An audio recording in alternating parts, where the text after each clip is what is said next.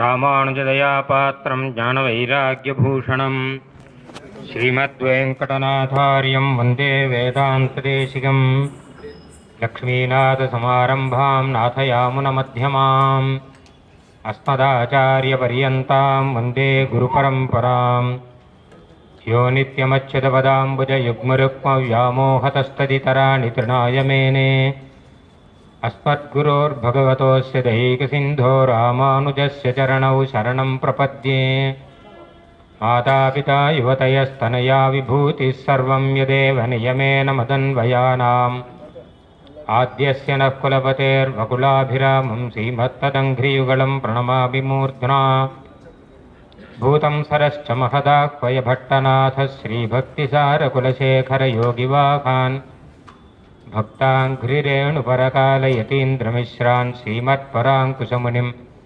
प्रणतोऽस्मि नित्यम् சீரொன்று புல் திருவேங்கடமுடையான் பாரொன்றச் சொன்ன பழமொழியுள் ஓரொன்றுதானே அமையாதோ தாரணியில் வாழ்வார்க்குவானேரப்போமளவும் வாழ்வு.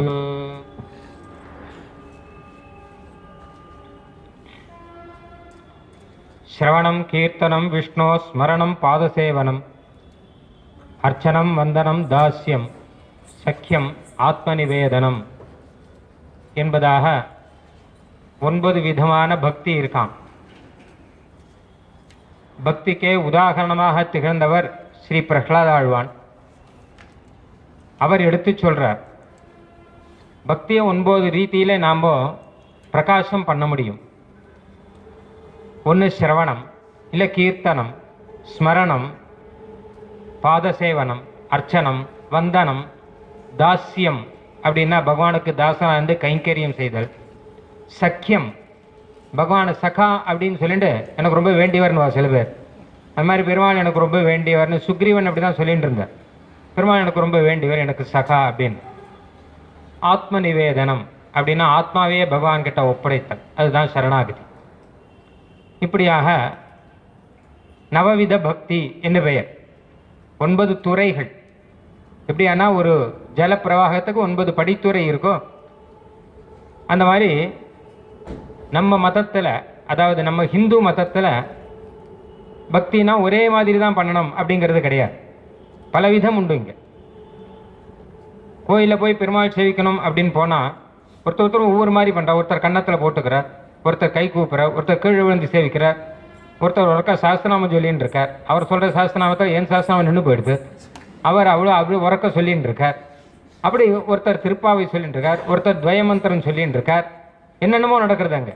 ஒருத்தர் கீழ் விழுந்து சேவிக்கிறார். திருவனந்தபுரத்தில் அந்த ஒத்தக்கால் மண்டபத்தில் பார்த்தா வேடிக்கையாக இருக்கும். பல பேர் பல விதமாக இருக்காங்க. ஏன் அது ஆச்சரியமாக இருக்கு. அடியன் இத்தனை விதம் நமக்கு கற்றுக் கொடுத்துருக்கான்.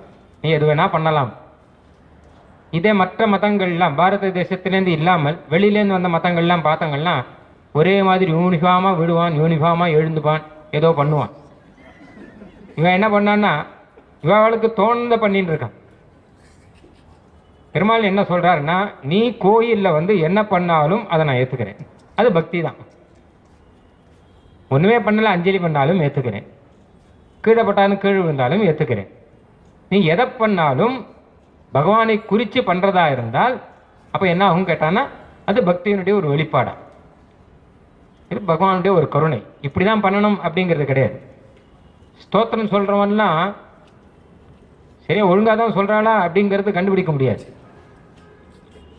தப்பாக சொன்னால் கூட பரவாயில்ல, பகவானை குறித்து சொல்கிறதா இருந்தால் பரவாயில்ல. பத்மநாபோ மரப்பிரபுன்னா சகஸ்ரநாமத்தில் இவர் சந்தோஷம் சொல்லி கொடுத்துட்டு இருந்தார். பத்மநாபோ அப்படின்னார், அவன் பத்மநாபோன்னா. மரப்பிரபு அப்படின்னு அவன் மரப்பிரபுன்னா. பக்கத்தில் பண்டிதர் போயிட்டு ரொம்ப கஷ்டமாயிடுது. என்னப்பா இது, என்ன மரத்துக்குப்பா பிரபு? அமரப்பிரபுன்னு இருக்கு. பத்மநாபகா அமரப்பிரபு அப்படி போட்டு நீ பாட்டுக்கு மரப்பிரபுன்னு சொல்றியே. அவன் புஸ்தகத்தை கொண்டு வந்து காமிச்சிட்டான். இதோ பாருங்க, இதில் மரப்பிரபு தான் போட்டிருக்கு, அமரப்பிரபுன்னு போடலை. அவர் சொன்ன புஸ்தகத்தில் அப்படி தான் போட்டிருப்பான். அது சந்தி வந்திருக்கு, அதனால் அமரப்பிரபுன்னு தான் சொல்லணும். இவனுக்கு புரியல. அது எப்படி அமரப்பிரபுன்னு இல்லாமல் பத்மநாபம் மரப்பிரபுன்னு போட்டிருக்கு. சில பேர் இந்த புஸ்தகம் பார்த்து படிப்பான். எல்லாம் ரொம்ப ஆச்சரியமாக இருக்கும். ஒருத்தர் அடியன் கூட ராமானுஜ நூற்றந்த உட்காந்து புஸ்தகம் பார்த்து பாராயணம் பண்ணிட்டு இருந்தேன். அடியனும் கஷ்டப்பட்டு பாராயணம் பண்ணுறேன், ரொம்ப கஷ்டமாக இருக்குது. இது முடிஞ்ச உடனே எல்லாம் பாராயணம் முடிஞ்சு போச்சு. ராமானுஜ நூற்றந்தாதி முற்றிற்று அப்படின்னு என்னதுன்னு இப்போ தான் புஸ்தகத்தை போட்டிருக்கான். அது விட்டுட்டு இருக்கிறேங்கிற அந்த மாதிரி இப்போ புஸ்தகத்தில் போட்டு அவள் ஒத்துக்க மாட்டான். நான் அவரை சொன்னார் அப்படி இல்லைப்பா, சம்ஸ்கிருத வியாக்கரணம் ஒன்று இருக்குது, அதுபடி அமரப்பிரபு தான் வரும். அது என்ன வியாக்கரணம் அப்படின்னா அதுக்கப்புறம் வியாக்கரணம் சொல்லிக் கொடுக்க ஆரம்பித்தேன். ஐ ஒன்று ரிலுக்கு ஏவோங்க ஐயோச்சு அப்படின்னு ஆரம்பித்து சூத்திரங்கள்லாம் சொல்லி இவர் வியாக்கரணம் படிக்க ஆரம்பிச்சுட்டார். அப்படியே போச்சு. நானா படித்தேன், ரொம்ப ரொம்ப இன்ட்ரெஸ்டோட ரொம்ப ஆச்சரியமாக படித்தேன். ஒரு 3 மாதம் ஆச்சு. கோயிலுக்கு வந்தார், 2 பேரும் கோயிலுக்கு வந்தா.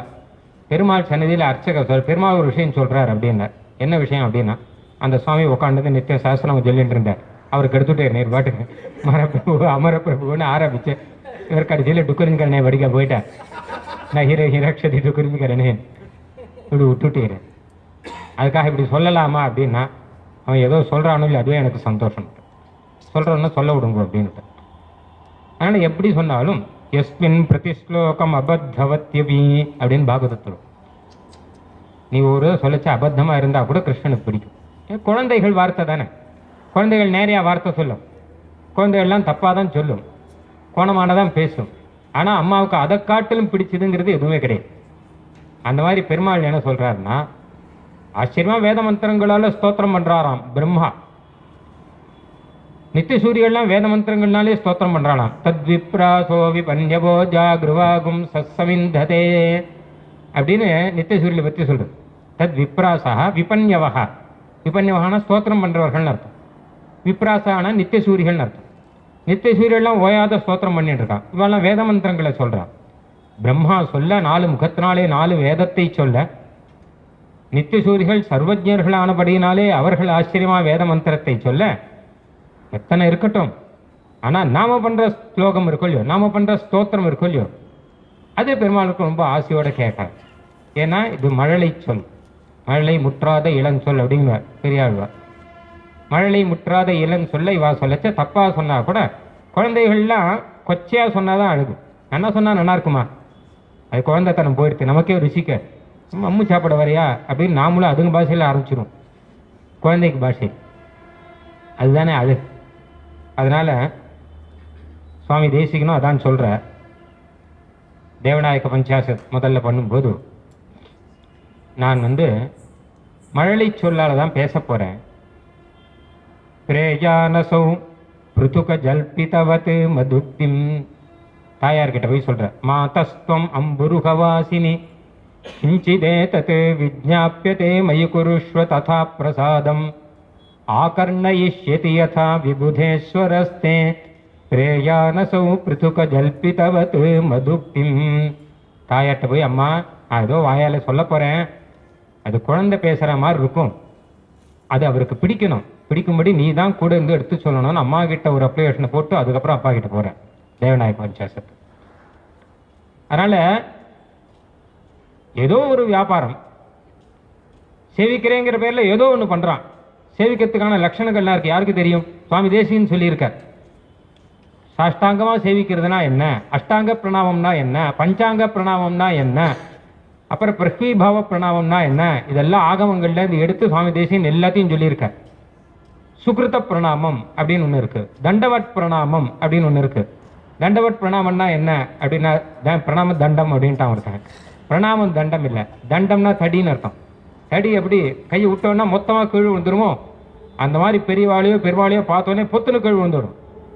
தடி அடியிலேருந்து நுனி வரைக்கும் தரையில் கிடக்கும் இல்லையா, அந்த மாதிரி அடியிலேருந்து நுனி தலையிலேருந்து கால் வரைக்கும் தரையில் படும்படியாக சேவிக்கிறது தண்டவட் பிரணாமம். அடியேன் தண்டம் சமர்ப்பித்த விஜாபனம் அப்படின்னு சொல்லு. இந்த மாதிரி அநேக பிரணாமங்கள் சொல்லிருக்கார். நாம் ஆகமங்களை பார்த்து பிரணாமங்கள் எப்படி பண்ணணும் அப்படின்லாம் பார்த்து பண்ணலை, அப்போ விழுந்துடுறோம். ஒரு அஞ்சலி அப்படின்னா அப்போ தலையில் வச்சு பண்ணற அஞ்சலி, இப்போ முகத்துக்கு நேரம், அப்புறம் ஹிருதயத்துக்கு நேரம், அப்போ பிரக்வாங்கம், இப்படி நிறையா இருக்குது அஞ்சலிலையும். எல்லாத்தையுமே சாஸ்திரம் அப்படின்னு ஒன்று இருக்குது. இது எல்லாமே தேசிகன் சொல்லியிருக்கார். ஆனால் இது எல்லாரும் தெரிஞ்சு பண்ணலை, தெரிஞ்சு பண்ணாட்டா பரவாயில்லை, பெருமாள் ஏற்றுக்கிறேன் அந்த தைரியத்தில் நாம் பண்ணுறோம், இல்லாட்டா பண்ண முடியாது. அது பகவான் நமக்கு பண்ணியிருக்கிற ஒரு பெரிய கருணை. அது ஏனகேனாபி பிரகாரேண துவய வக்தாத்வம், ஏதாவது ஒரு பிரகாரத்தினால துவயத்தை சொல்லின்றது அப்படிங்கிற. எனக்கு ஏதாப்பி பிரகாரேன், அர்த்தம் தெரிஞ்சு சொல்றியோ அர்த்தம் தெரியாத சொல்றியோ, நன்னா நல்ல நியமங்களோட கூட உட்காந்து ஜபம் பண்றியோ, இல்லை போற போக்கில் துவய மந்திரத்தை சொல்றியோ, ஏதோ ஒன்று சொல்லு போ. துவய மந்திரத்துடைய அர்த்தம் பூர்த்தியா தெரிஞ்சு சொல்லணும் அப்படின்னா தேசியம் தான் வரணும் திருப்பி. அப்ப என்ன பண்ணணும்னா ஏதோ ஓரளவு தெரிஞ்சுக்கிட்டு சொல்றியோ. இப்போ இதான் இங்க. அதனால பக்தி இந்த மாதிரி நவவிதமான பக்தி பண்ணலாம், எது வேணாலும் தேர்ந்தெடுத்துக்கலாம். சிரவணம் அப்படிங்கிறதே உத்தமமான பக்தி அப்படிங்கிற இல்லையா, கேட்கறதே பெரிய பக்தி. இந்த மாதிரி பல இடங்கள்ல சொல்லியிருக்கா. மட் பக்த ஜனவாத்சல்யம் பூஜாயாம் சானுமோதனம் மட் கதா ஸ்ரவணே பக்தி ஸ்வர நேத்ராங்க விக்ரியா ஸ்வயமாராதனம் செய்வ மதர்த்தே டம்பவர்ஜனம் மமானுஸ்மரணம் நித்யம் யச்ச மாம் நோபஜீவதி பக்திரஷ்டவிதாஹ்யேஷா அப்படின்னு ஆகமத்திலேருந்து அஷ்டவித பக்தி ஒன்று சுவாமி தேசிகன் பல இடங்கள் எடுத்திருக்கேன். ரகசிய திரிசாரத்திலே தாத்பரிய சந்திரிகையில் பல இடத்துல இருக்கு இந்த விஷயம். 8 விதமான பக்தி ஆகமத்தோடு சொல்லிருக்காளாம். மத் பக்த ஜன வாத்சல்யம், என்னுடைய பக்த ஜனங்களை பார்த்த உடனே ஒரு அன்பு வரணும். வைஷ்ணவர்கள் வந்திருக்கான்னு உடனே ஊருக்கு வெளியூருக்கு போகிறோம், ஏன் வடதேச யாத்திரை போகிறோம், அங்கே திருமண்டட்டும் ஒருத்தர் பார்த்தோன்னே உள்ளுக்குள்ளே சந்தோஷம் வந்திருக்கு, ஆஹா நம்மளை போல ஒருத்தர் இருக்கார் அப்படின்னு. அது வேணும். ஒரு ஸ்னேகம் அப்படின்னு ஒன்று இருக்கும். பூஜாயாம் சானுமோதனம், ஒரு நல்ல காரியம் ஒருத்தர் பூஜை பண்றார், பவித்ரோத்சவம் அப்படின்னா, பவித்ரோத்சவம் நடக்கிறது அப்படின்னா அப்படியா ரொம்ப சந்தோஷம் அப்படின்னா அதான் இது ஒரு பக்தியா. அப்படி இல்லாமல் அவர் போனப்புறம் ஏதோ பவித்ரோத்சவம் பண்றாராம் அப்படின்னு ஆரம்பிச்சு வம்படிக்கிறது கூட.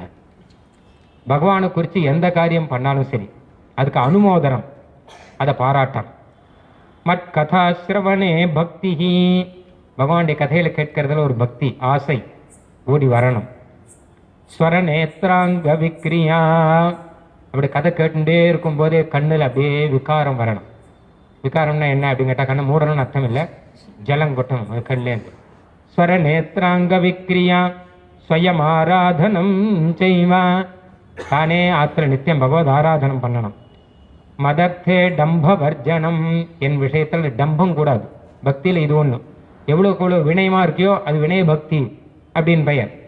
நான் இதை பண்ணேன், நான் ஆராதனை பண்ணேன், நான் அதை பண்ணேன் அப்படிலாம் எதுவும் இல்லாமல் எல்லாமே பகவான் தான் பண்ணிட்டு இருக்கான். அதில் ஒன்றும் சந்தேகமே கிடையாது. நான் அக்னிஹோத்திரம், சுவாமி அக்னிஹோத்திரம் பண்ணிட்டு இருந்தார் நாள் பக்கத்தில் 25 வருஷம் அக்னிஹோத்திரம். நித்தியம் கார்த்தாலையும் சாயங்காலம் சாதாரண காரியம் கிடையாது அக்னிஹோத்திரங்கிறது, அக்னியை ரட்சிச்சு. அப்போ அக்னிஹோத்திரம் பண்ணுறங்களே அப்படின்னு வந்து சேவிப்பா. நான் ஏதோ பண்ணிட்டு இருக்கேன், யஜ்ஞபுருஷன் பண்ணிட்டு இருக்கேன், நான் எங்கே பண்ணிட்டு இருக்கேன்னு தான் சொல்லுவார் எப்போவுமே. ஏதோ விடம்பனம் பண்ணிட்டு இருக்கேன், யஜ்ஞபுருஷன் பகவான் பண்ணிட்டு இருக்கான். உண்மையில் பகவான் தான் பண்ணிட்டு இருக்கா, எல்லாருக்கும் தெரியும். சமயத்தில் மறந்து போயிடும், நன்னா வந்துருத்தனா மறந்து போயிடும். பகவான் பண்ண வைக்கவே தான் நம்ம எல்லாரும் இங்கே உட்காந்துருக்கோம். சொல்கிறோம் அப்படின்னா பகவான் சொல்ல வைக்கிறார், கேட்கிறோம் அப்படின்னா பகவான் கேட்க வைக்கிறார். உபன்யாசம் நன்னா இருக்கு அப்படின்னா பெருமாளுடைய அனுகிரகம் தான். அப்படியே நன்னா பார்த்துட்டேன், பெருமாளுடைய அனுகிரகம் இல்லைன்னு வச்சுக்கோங்க, உபன்யாசம் மாத்திரம் இல்லை வேஷ்டி கூட நல்லா இருக்காது, ஒழுங்காக கஷ்டம் கொடுத்த வராது, திருமண் கூட நேரம் வராது, திருமண் கூட நேரத்துக்கு வராது, வேஷ்டி கூட நேரம் உடுத்திக்கு வராது. எத்தனை பட்டு வேணுமோ சரியாக வரமாட்டேங்கிறதுன்னு நல்லாடுவேன். சரி நீ பெருமாள் ஒரு வழி பண்ணியிருக்கார் போல இருக்கு அப்படியே இருக்கச்சா. அப்போ விஷயம் சொல்றது பகவத் அனுபவம் இல்லையோ, பகவத் அனுபவம் பகவான் தான் அந்த அனுபவத்தை கொடுக்கணும் நமக்கு. அப்போ மமார்த்தே டம்ப வர்ஜனம், என் விஷயத்துல நீ டம்பம் அடிச்சுக்க கூடாது அப்படின்னு. இது ஒரு பக்தியா, வினய பக்தி அப்படின்னு பெயர். மமா அனுஸ்மரணம் நித்தியம், எப்போ பகவானுடைய சிந்தை, தர்மமேவ அனுச்சிந்தையத்தினார் வியாசர். அப்பவும் முடியச்ச தியானம் தபஸ் பண்றது இருக்கட்டும், முடிச்ச பகவானை நினைச்சுக்கணும், உட்காந்துக்கிச்ச பகவான் நினைச்சுக்கணும், எழுந்துக்கிச்ச பகவான் நினைச்சுக்கணும். கொஞ்சம் கால்லாம் வலிச்சதுன்னா நாராயணா கிருஷ்ணா கோவிந்தான்னு சொல்லி உட்காந்து எழுந்து சாப்பிடுச்ச கோவிந்த நாமத்தை சொல்லுங்க. சுவாமி தேசியன்னு சொல்லிருக்க அழகா ஒரு இடத்துல, சாப்பிடுச்ச கோவிந்த நாமத்தை சொல்லுங்க, ஊருக்கு வெளியில கிளம்பிச்ச கேசவ நாமத்தை சொல்லுங்க, படுத்துக்க போச்ச மாதவ நாமத்தை சொல்லுங்க அப்படின்னு. எங்கேயாவது மருந்து மாத்திரை சாப்பிடச்ச அச்சுதானந்த கோவிந்தான்னு சொல்லுங்க. பெரியவாள்லாம் ஏற்பாடு பண்ணியிருக்கா. இதுன்னு பெரிய மந்திரமான மந்திரம் இல்லை, ஆனா அப்பப்போ பகவானை ஸ்மரிக்கிறதுக்கு ஒரு வழி ஏற்பாடு பண்ணி கொடுத்துருக்கா பாருங்க, அதுதான் வழி. அந்தந்த நாமத்தை சொல்லுங்க. காத்தால தூங்கி எழுந்துக்கச்ச ஹரி ஹரி ஹரி ஹரி ஹரி ஹரி ஹரின்னு பாட்டு, ஹரிநாமத்தை சொல்லுங்க. அப்போ பகவானுடைய ஸ்மரணம் எச்சமாம் நோபஜீவதி. அடுத்த முக்கியமான விஷயம், என்னை வச்சு யார் பொழப்பு நடத்தாமல் இருக்கானோ அவன் தான் உண்மையான பக்தன் விட்டார். பகவானை வச்சு பொழப்பு நடத்தக்கூடாது. பகவானை வச்சு ஆராதனை தானே தவிர பொழைப்புக்கான விஷயம் இல்லை. கம்பெனி நடத்தக்கூடாது, அவரை வச்சு கோயில் நடத்தணும் அப்படின்னு சொல்லியிருக்கு. பக்தி அஷ்டவிதாக்கியேஷா எஸ்மின் லேச்சே பிவர்த்ததே. இந்த 8 விதமான பக்தி யார்கிட்ட இருந்தாலும் சரி, படித்தவனாக இருக்கட்டும், படிக்காதவனாக இருக்கட்டும், மேல் மகனாக இருக்கட்டும், கீழ் மகனாக இருக்கட்டும், அவன் வசதி. தஸ்மை தேயம் ததோக்ராஹ்யம் சச்ச பூஜ்யோ யதாஹ்யஹம்ங்கிற, அவனுக்கு கொடுக்கணும், அவங்ககிட்ட இதை வாங்கிக்கணும் அப்படின்னு. இதைத்தான் தொண்டடிப்படியாழ்வார் தொழுமின் நீர் கொடுமின் கொன்மின் அப்படின்னு இதை வச்சுட்டான்னு சொல்லிருக்க. கொடுங்கள் வாங்கி கொள்ளுங்கள், என்ன கொடுக்கணும் என்ன வாங்கிக்கணும் அப்படின்னு சொல்லலை. சுவாமி தேசியம் சொல்கிறார், ஞானத்தை கொடுக்கணும் ஞானத்தை வாங்கிக்கணும் அப்படின்னு அழகாக சொல்கிறேன். இப்படி இத்தனை விதமான பக்தி சொல்கிறா, அங்கங்கே இருக்குது, புராணங்களில் இருக்குது, ஆகமங்களில் இருக்குது. ஆனால் இதுக்கெல்லாம் மேலே உத்தமமான ஒரு பக்தி ஒன்று ஆழ்வார்கள் பண்ணியிருக்கு. இவெல்லாம் நினச்சே பார்க்கல. ஸ்ரீவிஷ்ணு புராணம் அருளி செய்த பராசர மகரிஷியோ இல்லை மகாபாரதம் அருளி செய்த வியாச மகரிஷியோ இல்லை பாகவதம் அருளி செய்த சுகாச்சாரியரோ, இவர்கள் யாரும் நினைச்சு கூட பார்க்காத ஒரு பக்தி, உத்தமமான பக்தி. அந்த பக்தியை நம்ம ஆழ்வார்கள் காட்டியிருக்கார், நம்ம தேசிகன் காட்டியிருக்கார். அதுதான் நாயிகாபாவம் அப்படிங்கிறது. ரொம்ப ஆச்சரியமானது, எந்த புராணத்திலையும் கிடைக்காது. பகவானை அனுபவிக்கும் போது நாயிகையாக தான் மாறி பகவானை நாயகனாக வச்சு அந்த மாதிரி அநேக பாசுரங்கள். அது என்ன ஒரு அனுபவம், ஆச்சரியமான அனுபவம்.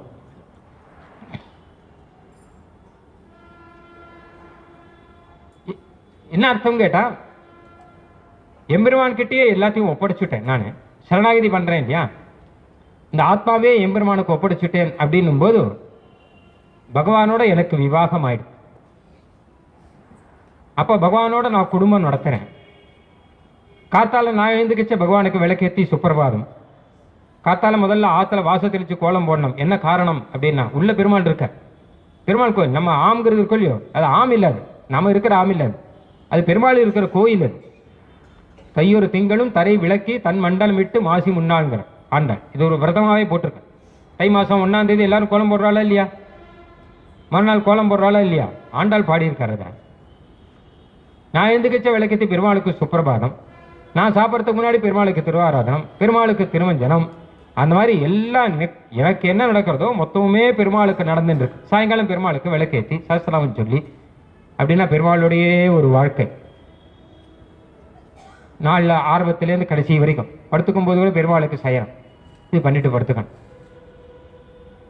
பெருமாளுக்கே வாழ்க்கைப்பட்டு பெருமாளுடைய வாழ்க்கை நடத்தி பெருமாளுக்காகவே எல்லாம் பண்ணி புங்தே ஸ்வபோகம் அகிலம் பதி போகசேஷம் அப்படிங்கிறார். ஒரு நல்ல நாள்னா திருக்கணும் எதுக்காக பண்ணுறோம் அப்படின்னா பெருமாளுக்காக, நமக்காக இல்லை. விசேஷ நாள் அப்படின்னா அப்படியே நம்ம இருந்துட்டு இருந்தோம்னா அப்போ என்ன அர்த்தம் அப்படின்னா, நாங்கள் 2 பேரும் குடும்பம் நடத்துகிறோம். அவருக்காக நான் இருக்கேன் அப்படின்னா நான் பத்தினியாக இருக்கேன், அவர் பத்தியாக இருக்கார். அப்படிதானே அர்த்தம். அது அதுக்கும் மேலே நன்னா அனுபவிச்சோம்னு வச்சுக்கோங்க, அந்த பெருமாளுக்கு செய்யறதே எனக்கு பரம பாக்கியம் அப்படின்னும் அதில் ஒரு ருச்சியும் பிறந்ததுன்னா அதுக்கு தான் நாயிகா பாவம் அப்படின்னு பெயர். இது ஒரு போக புத்தியோடு செய்யறது. ஏன்னா எனக்கு பிடிச்ச நாயகன் சாதாரணமானவர்கள், எனக்கு எல்லாத்தையும் பண்றார். இத்தனையும் நான் ஆற்றுல இருந்து பண்ணிட்டு இருக்கும்போது எங்கள் ஆத்துக்காரர் இருக்காரே பெருமாள் ரொம்ப நல்லவர். என்ன அப்படின்னு கேட்டால், ஒரு நாளைக்கு 11 மணிக்கு திருவாராதனம், மறுநாள் 8 மணிக்கு திருவாராதனம். ஒன்றும் கேட்கறது இல்லையா அவர், நீ என்னைக்கு எப்போ பண்ணாலும் சரி, நீ எப்போ திருவாராதனம் பண்ணுறியோ அப்போ திருவாராதனம், நீ எப்போ திருமஞ்சனம் பண்ணுறியோ அப்போ திருமஞ்சனம், நீ என்ன தலிகை சமர்ப்பிக்கிறியோ அந்த தலிகை அப்படின்னு எல்லாத்தையும் ஏற்றுட்டு இருக்காரோ இல்லையோ. ஏற்றுண்டு என்ன பண்ணுறார் அப்படின்னா உனக்கு க்ஷேமத்தை பண்ணுறார். அப்படி ஒருத்தர் இருந்துட்டார்னா அவர்கிட்ட கூட பிரேமத்தை காமிக்காமல் வேற யார்கிட்ட காமிக்க முடியும். ரக்ஷணம் பண்ணுறார். ஒரு காலத்தில் சின்ன வயசில் கல்யாணம் ஆகிடும் குழந்தைகளுக்கு. மனுஸ்மிருதியில் மனு அழகாக ஒரு விஷயம் எழுதியிருக்க, குழந்தைகளுக்கு சின்ன வயசில் கல்யாணம் ஆகிடும் இல்லையோ, அதுக்கப்புறம் இந்த பர்த்தாவானவன், இவனுக்கு பர்த்தான்னு பெயர், பர்த்தானா பரிக்கிறவன் அர்த்தம். அந்த குழந்தைக்கு ஒரு ஆபத்தும் வராமல், ஒரு துக்கமும் வராமல் இவன் காப்பாற்றி ஆகணும். விடக்கூடாது, நீயே பார்த்துக்கோன்னு சொல்லக்கூடாது. இவனுக்கு அந்த ஒரு கடமை இருக்கு அப்படின்னு அதை தீர்மானமா சொல்றார் அவர். அப்படியே இருக்கும்போது இந்த பெண்ணானவள் என்ன பண்றார், இவளுக்கு பிடிச்ச காரியத்தை எல்லாமே அவர் சொல்ற, ஸ்நேகத்தோடு இருக்கணும், கோவிச்சுக்க கூடாது அப்படிலாம் சொல்றாரு. அப்போ அந்த ஒரு பொறுப்போடு கூட, அந்த ஒரு கடமையோடு கூட, அந்த ஒரு ஸ்நேகத்தோடு கூட ஒருத்தர் கிடைச்சான்னு வச்சுக்கோங்க. அப்ப இந்த பெண் குழந்தை என்ன பண்றாள்னா, அவருக்காக எல்லாத்தையும் பண்ணிட்டு நான் சௌக்கியமா இருக்கேன் அப்படிங்கிற. தாத்தாச்சார் சுவாமின்னு ஒரு சுவாமி இருந்தார் நாவல் பாக்கத்துல. அவர் கடைசி காலத்துல அவர் படுத்துட்டு இருந்த போது அவருடைய பிள்ளைகள் போய் கேட்டா, நாங்க என்ன பண்ணணும், எங்களுக்கு ஏதாவது சொல்லணும்னா சொல்லுங்க, அது பশ্চিம சந்தேசம் பேர், கடைசியில் சொல்லுங்கன்னு. அவர் சொன்னார், டேய் உங்க அம்மா இருக்காளே பரம தபஸ்வினிடா, அவளுக்கு கண்ணில் ஜலம் வரக்கூடாது, ஒன்றும் தெரியாது, சூதுவாது தெரியாது, மகா தபஸ்வினி, இத்தனை நாளாக நான் பார்த்துட்டு இருந்தேன், எனக்கு அவளை பற்றி கவலை, அவள் கண்ணில் ஜலம் வராமல் நீங்கள் பார்த்துக்க, எனக்கு சத்தியம் பண்ணி கொடுங்க, நான் போயிட்டு வரேன். அவள் சத்தியம் பண்ணி கொடுத்தான். அதுதான் அந்த காலத்தில் ஸ்திரீ புருஷ பந்தம் அப்படிங்கிறது அத்தனை சிரேஷ்டமான. அப்படி ஒரு கிரகத்தில் ஒரு பெண்ணுக்கு கஷ்டம் வந்ததுன்னு வச்சுக்கோங்க, அப்போ மனுஸ்மிருதி சொல்றார், மனு சொல்றார், அவ கண்ணில் ஜலம் வந்த அப்புறம் நீ எந்த ஆராதனை பண்ணாலும் பெருமாள் ஏற்றுக்க மாட்டான்னு, ஏற்றுக்க மாட்டான். எத்திர நார்யஸ்து பூஜ்யந்தே ரமந்தே தத்ர தேவதாக யத்ரீதாஸ்து ந பூஜ்யந்தே சர்வாஸ்தத்ர அபலா கிரியாக அப்படிங்கிற. அதுக்கெல்லாம் மேலே இப்படி ஒரு தர்ம புத்திங்கிறதுக்கு மாத்திரம், அதுக்கு மேலே போக புத்தினாலே ரெண்டு பேரும் பரஸ்பரம் ஆனந்தமாக இருந்தான்னா அது நாயிகா பாவம் அப்படின்னு பெயர். பகவானை அதே மாதிரி நம்மளுடைய நாயகனாக அனுபவிக்கணும்னு ஆழ்வார்கள்லாம் அநேக பாசுரர்கள் பாடியிருக்கா. அதுவும் நம்மாழ்வார், துமங்கி ஆழ்வார்லாம் கேட்கவே வேண்டாம், ஏகப்பட்ட பாசுரங்கள். பாசுரத்தை அப்படியே நினைக்கும் போது ரொம்ப ஆனந்தமாக இருக்கும். அடியனுக்கும் ரொம்ப நாளாக ஒரு ஆசை, நமக்கும் ஒரு நாயிகா பாவம் கொஞ்சமாவது வராதா அப்படின்னு. இந்த நாயிகா பாவங்கிறதுக்குள் இது நம்ம வரவழைச்சிக்க முடியாது, இது பெரிய கஷ்டம். ஒரு விஷயம் சொல்கிறேங்க கேளுங்க, ஆச்சாரியர்களில் நாயிகா பாவத்தில் பெருமாள் அனுபவிச்சு தேசியன் ஒருத்தர் மாத்திரம்தான், வேற யாரும் கிடையாது. ராமானுஜருக்கு இல்லாத ஒரு துணிச்சல், ஆளவந்தாருக்கு இல்லாத ஒரு துணிச்சல், பராசர பட்டருக்கு இல்லாத துணிச்சல், கூரத்தாழ்வானுக்கு இல்லாத துணிச்சல் தேசிகனுக்கு வந்திருக்கு நாயிகா பாவத்தில். என்ன துணிச்சல் அப்படின்னா, நாயிகா பாவம் என்பது நாம் வரவழைத்துக் கொள்வதல்ல, அது பெருமாள் அனுகிரகத்தாலே தானே வரணும். அதை திருவேந்திபுரத்தில் தேவநாத பெருமாள் தேசிகனுக்கு கொடுத்துருக்க, நாயிகா பாவத்தில் பாடு அப்படின்னு. அப்போ ஆழ்வார்கள் சீசுட்டியெல்லாம் பார்த்துன்னே வந்தோம் வச்சுக்கோங்க. எனக்கு ஆசை இருக்கு, நாயிகா பாவம் வருமா, ஆசை இருக்கு, வருமா அப்படின்னா வரலாம். எந்த தைரியத்தில் சொல்றாரு அப்படின்னா, அந்த பாசுரம் அப்படி இருக்கு. ஆழ்வார்கள் அருளி செய்த பாசுரமும் தேசிகன் அருளி செய்த பாசுரம் பார்க்கும்போது அதில் நமக்கே மெதுவாக எட்டி பார்க்கறது, பகவானோட கூடவே நாம் இருந்துட்டா எப்படி இருக்கும் அப்படின்னு தோன்றது, பகவானை போய் ஆலிங்கனம் பண்ணிட்டா எப்படி இருக்கும் அப்படின்னு தோன்றும். திருவேந்திபுரத்தில் தேவநாத பெருமான தேசிகன் சேவிச்சுன்னு இருக்கார், மங்களாசாசனம் பண்ணிட்டு இருக்கார், பக்கத்தில் நிறைய பேர் இருக்கா. திடீர்னு தேசிகனை பார்த்து அவெல்லாம் பிரமிச்சு போறான், அவருடைய உடம்பு அப்படியே நடுங்கிறது. தேசிகன் திருமேடையில் மயிர் கூச்சி இருக்கு, ஒழுங்கா ஒரு பக்கம் வெக்கப்பட்டு இருக்க, இது என்ன பாவம் இது தெரியலையே அப்படிங்கிற. அதான் நாயிகா பாவமா. சுவாமி தேசியன் அழகா ஒரு பாசுரம் சாதிச்சிருக்கார் பாருங்க. தேசிய பிரபந்தத்திலே இதுக்கு சமானமான பாசுரம் கிடையாது, ஆச்சரியமான பாசுரம். ஆர்க்கும் கருணை பொழிவான் ஐந்தையில் வந்தமர்ந்த கார்கொண்டலை கண்ட காதல் புனமையில் கண்பனியா வேர்க்கும் முகிழ்க்கும் விதிர் விதிர்க்கும் வெள்கி வெவ்வுயிர்க்கும் பார்க்கின்றவர்க்கிது நாம் என் கொலென்று பயிலுவமே. நாயிகா பாவத்தில் 10 பாசுரம் சுவாமி தேசிகன் பாடியிருக்க, ஆச்சரியமான ஒரு பாட்டு.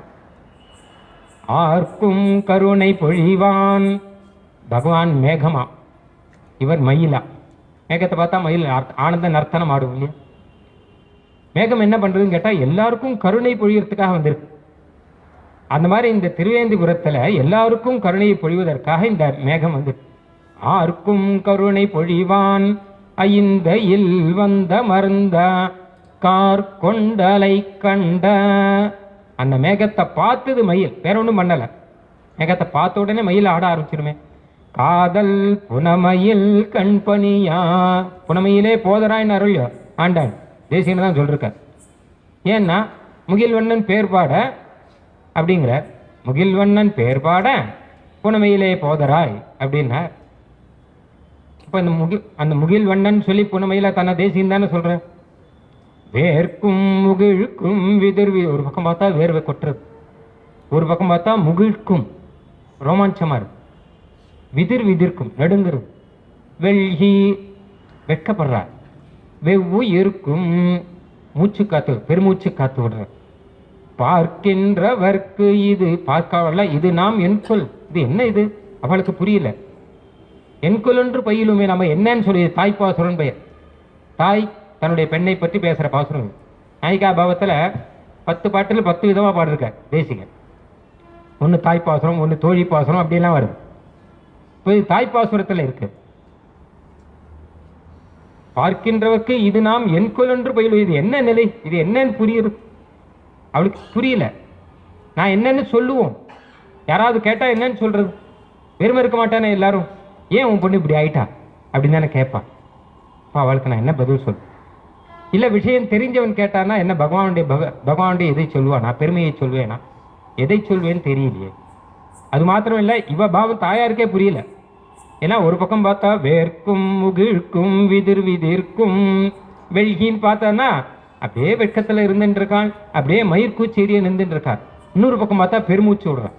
அப்போ இது என்ன சம்போக சிருங்காரமா இல்லை விப்ரலம்ப சிருங்காரமா, சிருங்காரத்தில் எந்த வகையில் சேர்ந்தது, இது பிரிவா இல்லை கூடுதலா, என்னன்னே புரியல.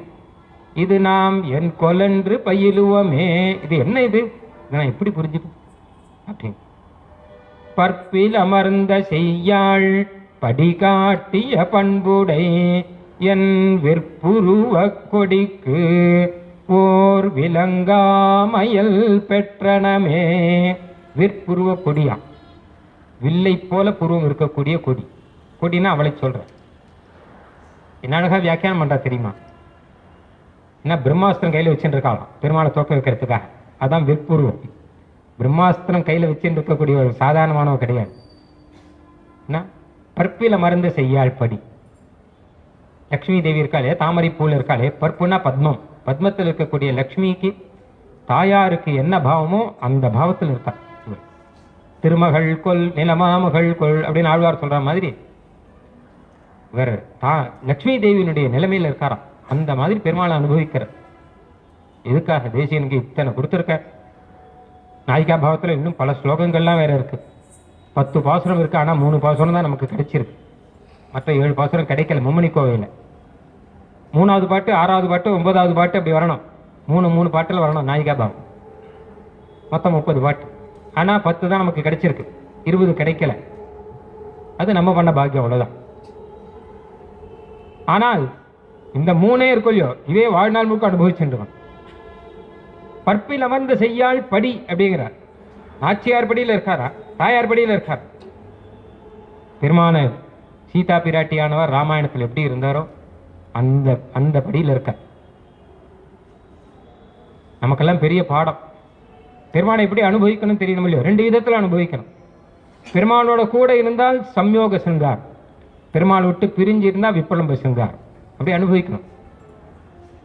எப்பவுமே அவ காவியங்களில் சொல்றா விப்ரலம்பம் தான் அழகுங்கிற. பிரிவு இருக்கும் இல்லையோ, அதுதான் ரொம்ப நல்லா இருக்கும். ஏன்னா உண்மையான மனோபாவம் அப்படிங்கிறது அந்த பிரிவுல தான் தெரியும். ஊருக்கு போயிட்டு வரேன் அப்படின்னார், அதுக்கப்புறம் என்ன நடக்கிறதுங்கிறதா முக்கியம். அவர் ஆஞ்சநேயர் என்ன பண்ணார், சீதா பிராட்டியை தேடி இங்கே வந்தார் இல்லையா, அசோகவனத்துக்கு வந்தார். மேலே மரத்திலேருந்து பார்த்து கண்டுபிடிச்சுட்டார், சீதா பிராட்டி இவர் அப்படிங்கிறத கண்டுபிடிச்சுட்டார். அப்போ ராவணன் வந்துட்டு போன அப்புறம் இது கண்டுபிடிச்சதே ஒரு பெரிய விஷயம். திருமல்லியம் அது சொல்றேன். ராவணன் வந்துட்டு போன அப்புறம் சீதா பிராட்டி துக்கத்துல கண்ணீர் ஜலம் விட்டு அழும்போது இவரை ஆசுவாசப்படுத்தணும்னு நினைச்சார். கொஞ்சம் யோசிச்சு பார்க்குறேன். சீதா பிராட்டியே பார்த்தாச்சு, சேயம் ஆசாதிதாமையா ஆயிடுத்து, இனிமேல் நேர பெருமாள் கிட்ட போய் சொல்லிடலாம் அப்படின்னு நினைச்சேன். அப்புறம் கொஞ்சம் இருந்து இவரை ஆசுவாசப்படுத்திட்டு போகலாம், ஏன்னா இவ்வளோ துக்கத்தில் இருக்க, அதனால பெருமாள் கட்டாயம் வருவார்னு இவர்கிட்ட சொல்லிட்டு போகலாம்னு நினைச்சார். அதெல்லாம் புத்திமதாம் வரிஷ்டம், சாதாரணமானவர் கிடையாது. ஏன்னா அங்கே போய் கேட்டால் பதில் சொல்லணும், அது வேற இருக்கு. அதையும் சொல்கிறேன். பெருமாள் ராமன் கிட்ட போய் சொன்னான்னு வச்சுக்கோங்க, சீதா பிராட்டியை பார்த்தேன்னா கண்டேன் சீதை அப்படின்னா, அப்படியா பார்த்தியா சந்தோஷம், அவர் என்ன சொன்னார் அப்படின்னு கேட்டான்னு வச்சுக்கோங்க, என்ன சொல்றது, பேசிட்டு வரணும் இல்லையோ. ஒருத்தன் ஸ்கூலுக்கு லேட்டாக வந்தான், 10 மணிக்கு வரதுக்கு வரல, 10:15 வந்தான்.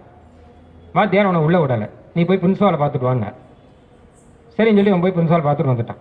நான் உள்ளே வரேன் அப்படின்னா, பிரின்சிபால் என்ன சொன்னார் அப்படின்னு கேட்டால் ஒன்றும் சொல்லலை அப்படின்னா, ஏன்டா பிரின்சிபாலை பார்த்துட்டு வான்னு சொன்னேன், பார்த்தியா அப்படின்னா, பார்த்தேன், ஜன்னலுக்கு வெளியிலேருந்து பார்த்தேன், உள்ளே உட்காந்துருக்காரு அவர், பார்த்துட்டு வர சொல்ல பார்த்துட்டு வந்தேன்னா. அந்த மாதிரி அவ சீதா பிராட்டியை பார்த்துட்டு வந்தேன்னா அடுத்த கேள்வி என்ன வரும்னா, பெருமாள் கேட்கிறார், மதுரா மதுரா லாபா கிமாக மம பாமினி. அவள் அழகா பேசுவாளே, என்ன பேசினா?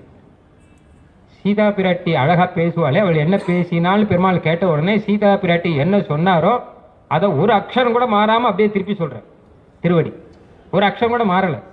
ஏன் அப்படின்னா அவள் 2 பேருக்குள்ள எத்தனையோ சங்கேதங்கள் இருக்கும், அதை நாம கெடுக்கக்கூடாது. சீதா பிராட்டி சொன்னது அப்படியே டேப் ரெக்கார்டர் போட்டாவே ராமாயணத்தில் திருப்பி வரும், அப்படியே ஒப்பிக்கிற. பெருமாளோ அந்த வார்த்தையை கேட்கணும் ரொம்ப ஆசையா இருக்க. வைதேஹ்யா வாக்கியம் அதுலம் கதா ஸ்ரோஷ்யாமி லக்ஷ்மண ஸ்மிதஹாஸ்யாந்தரயுதம் குணவத் மதுரம் ஹிதம். பிராட்டியுடைய வார்த்தை எப்படி இருக்குமாம்னா, குணவத்து ரொம்ப நல்ல குணத்தோட இருக்கும், மதுரம் இனிமையா இருக்கும், ஹிதம் நல்லதா இருக்கும், ஸ்மிதம் புன்சிரிப்போட இருக்கும், ஹாஸ்யம் நடுவில் வேடிக்கை தமாஷெல்லாம் இருக்கும். ஸ்மிதஹாஸ்யாந்தரயுதம் குணவன் மதுரம் ஹிதம் வைதேஹ்யா வாக்கியம் அதுலம் கதா ஸ்ரோஷ்யாமி லக்ஷ்மண. நான் எப்போ கேட்க போறேன்னு தெரியலையேன்னு அழார். அதனால சீதா பிராட்டியுடைய வார்த்தையும் கேட்டுன்னு போகணும் இல்லையா. அதனால மெதுவாக மரத்திலேருந்து கீழே இறங்கினார், ராமகதையை சொன்னார், ஆஸ்வாசத்தை உண்டுபடுத்தினார். கீழே இறங்கி வந்தார், பிராட்டி அழுதுன்னு இருக்காராம். அப்போ பிராட்டியை பார்த்து ஒரு கேள்வி கேட்கிறார் ஆஞ்சநேயர், அம்மா நீங்க யாரு எனக்கு சொல்லணும். அதாவது நான் கண்டுபிடிச்சுட்டேன், நீ ராமபத்னி சீதா தானேன்னு சொல்லலை, கை கூப்பிக்கிறார், வினயத்தோட பொத்திக்கிறார், நீங்க யாரு, நீங்கள் தேவ பத்னியா இல்லை ரிஷி பத்னியா? ராஜபத்தினுடைய அடையாளங்கள் மொத்தமும் இருக்கு. எங்களுடைய சுவாமி ஸ்ரீராமனுடைய தர்மபத்திரியான அடியனுடைய பிரணாமங்களை ஏற்றுக்கணும், நான் அங்கிருந்து வந்திருக்கேன்னு ஆரம்பிக்கிறேன். அழகா விஞ்ஞாபனம் பண்ற. இப்போ இந்த வினயங்கிறது அங்கதான் கத்துக்கணும். அப்ப அவர் சொல்றார், ஏன் அழற, கண்ணில் ஏன் ஜனம் வந்துட்டு இருக்கு? கிமர்த்தம் தவ நேத்ராபியாம் வாரிஸ்ரவதி சோகஜம் புண்டரீக பலாசாபியாம் விப்ரகீர்ணமிவோதகம். உம்முடைய கண்ணுகள்லேருந்து ஜலம் அப்படியே கீழே கொட்டின்னு இருக்கேன், அதை பார்த்தா தாமரை இலையிலேருந்து ஜலம் கொட்டுற மாதிரி இருக்கு. அந்த அலை அடிச்சுன்னா தாமரை இலை வரும் ஜலம், ஆனால் மறுபடியும் கீழே தான் வரும், அதில் நிற்காது. அந்த மாதிரி அழுதுன்னு இருக்கிறேன், என்ன காரணம்ங்கிறத அழகா கேட்கிற. கிமர்த்தம் தவ நேத்ராபியாம் வாரிஸ்ரவதி அப்படின்னு கேட்கிற. அது அழகா வியாக்கியானங்கள்லாம் பண்ணியிருக்கா. கிமர்த்தம்னா ஏன்னு ஒரு அர்த்தம், ஏன் அழறார் அப்படின்னு கேட்கலையாம். கிமர்த்தம்னா எதுக்காக, ஃபார் வாட்னு அர்த்தம். எதுக்காக எழுதின்னு இருக்கேன்? பெரியவாச்சம் பிள்ளை அழகா சாதிக்கிறார், ஆர்குடி வேற இருக்க இப்படி கண்ணும் கண்ணீருமானு இருக்கு. நீர் அழலாமா, உம்ம கண்ணில் ஜலம் வந்தா அந்த குடும்பம் நிற்குமா அப்படின்னு. ஆர்குடி வேறு இருக்க இப்படி கண்ணும் கண்ணீருமா நிற்பது அப்படின்னு ஒரு அர்த்தம் சொல்றார். இந்த அர்த்தத்தில் அவருக்கே திருப்தி இல்லை, இன்னொரு அர்த்தம் சொல்ற பாருங்கோ, அதான் நமக்கு வேண்டியது. ஆரை சேதனராக்க, யாரை ஒரு சேதனாக்க இப்படி இருக்க அப்படின்னா என்ன அர்த்தம்னா, பகவத் வியோகத்திலே கண்ணீரும் கம்பலையுமாய் இருப்பதிலே ஒரு சேதனனுக்கு சுபாவம். ஒரு சேத்தனன்னா பெருமாளை விட்டு பிரிஞ்சா கண்ணில் ஜலம் வரணும். உனக்கு வந்தா நீ சேத்தனன், இல்லாட்டா நீயும் பாறாங்கல்லும் ஒண்ணுதான். மரத்துக்கு அழ தெரியாது, கல்லுக்கு அழ தெரியாது. பெருமாளை செவிச்சு, பெருமாளை விட்டு வியோகத்துல காஞ்சிபுரத்தில் கருடு சேவை செவிக்க முடியல, எல்லா வருஷமும் செவிச்சுன்னு இருக்கிறோம். மலைக்கு போனாலும் பெருமாள் சேவை நடக்கலை, சேவிச்சுட்டு இருக்கிறவன் அப்படின்னா கண்ணு ஒரு பொட்டாவது ஜலம் வருதா? அதாவது சொரணேத்திராங்க விக்கிரியான்னு முன்னாடி வந்து ஜலம் வந்தா நீ சேத்தனன். சேத்தனம் உனக்கு ஞானம் கொடுத்ததுக்கு பிரயோஜனம் அதுதான். அந்த பகவத் வியோகத்திலே ஒரு உணர்ச்சியும் இல்லாமல் மரங்கள் போல் வலிய நெஞ்ச வஞ்சனே நெஞ்சு தன்னால் சொன்ன மாதிரி ஆழ்வார் சொல்ற, அலங்கனார்க்கு ஆட்செய்யாதே அழியத்தே நயர்கின்றேனே அப்படின்னு. நான் மரம் போல நின்றுட்டு இருக்கேனே, இது என்ன இரும்பு போல் வலிய நெஞ்சம்ங்கிற. இது என்ன இரும்பா? மனசு இரும்பா? மனசு மரமா? இல்லை, மனசு ஒரு சேத்தனுடைய மனசா? சேத்தனுடைய மனசா இருந்தால் கண்ணில் ஜலம் வர வேண்டாம், பொட்டாவது பெருமாளை விட்டு பிரிஞ்சு இருக்கோமே. ஒரு நாள் திருவாராதனம் பண்ணலைன்னா கஷ்டப்பட வேண்டாமா? எங்கேயாவது வெளியூர் போனா கூட மனசாலையாவது ஆராதனை பண்ணுன்னு சொல்லிருக்க சுவாமி தேசி. ஆற்றுல இருக்க பெருமாளை விட்டுட்டு வந்துட்டேனேன்னு ஒரு கஷ்டம் இருக்கா மனசுல? இருந்தா நீ சேத்தனை, இல்லாட்டா உனக்கு புத்தி கொடுத்து பிரயோஜனம் கிடையாது. அதனால்தான் நம்மளை எல்லாம் சேத்தனர்களை ஆக்குவதற்காக பிராட்டியானவர் அன்னைக்கு அந்த பாவத்தில் இருக்கார். அவருக்கு வியோகம் கிடையாது, பெருமாளை விட்டு அவர் பிரியல. ஆனா இப்பெருமாளை விட்டு பிரிஞ்சா எப்படி இருக்கணுங்கிறத காமிக்கிறாராம் அவர். நைஷா பசியதி ராட்சஸ்ய நேமான் புஷ்பலத்ருமான் ஏகஸ்த ஹிருதயா நூனம் ராமமேவானுபஸ்யதி. நைஷா அந்த ராட்சசிகள்லாம் இருக்காளியோ பக்கத்துல, அவளெல்லாம் ஏறெடுத்து கூட பார்க்கல. ராட்சையெல்லாம் உருட்டுறா, மிரட்டுறா, என்னென்னவோ பண்றா. ஆனால் சீதா பிராட்டி லட்சியமே பண்ணல. ராவணன் வந்து மிரட்டுறான், லட்சியம் பண்ணல.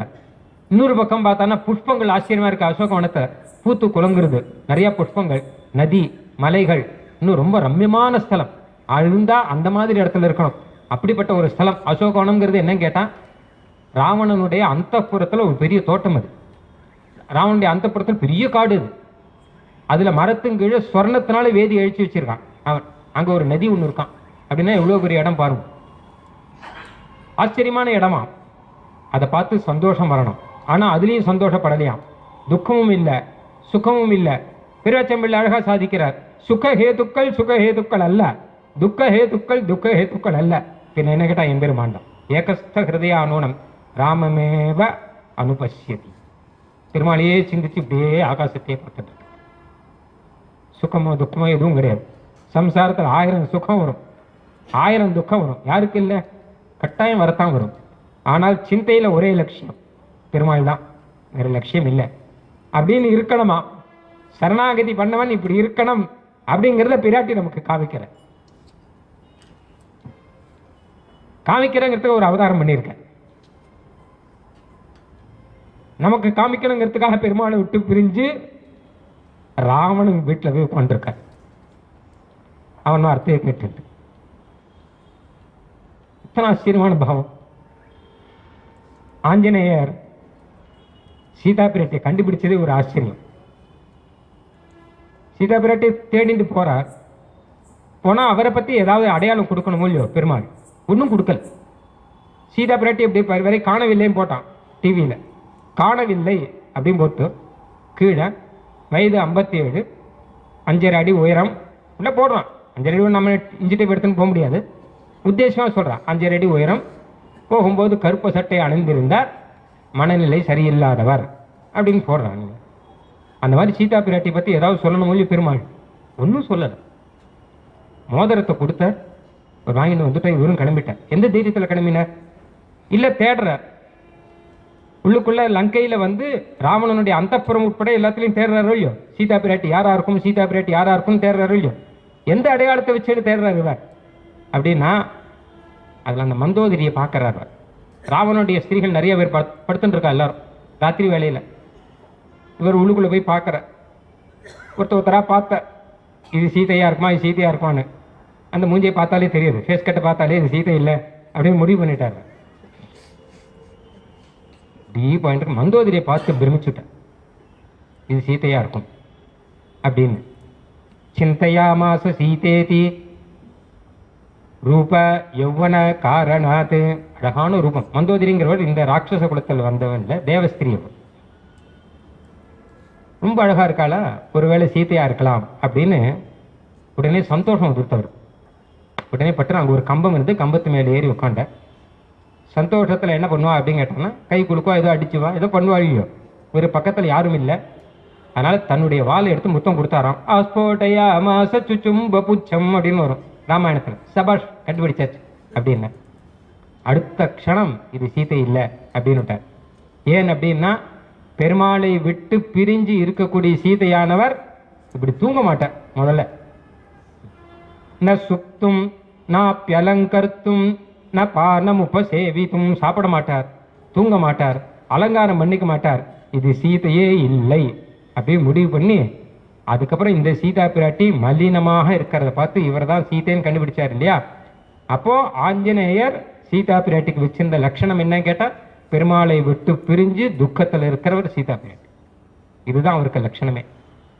அதுதான் நமக்கு. அது இருந்ததுன்னா அந்த நாயிகாபாவம் வர ஆரம்பிச்சது அப்படின்னு அர்த்தம். உண்மையான நாயிகைக்கு அது இருக்கும் இல்லையா.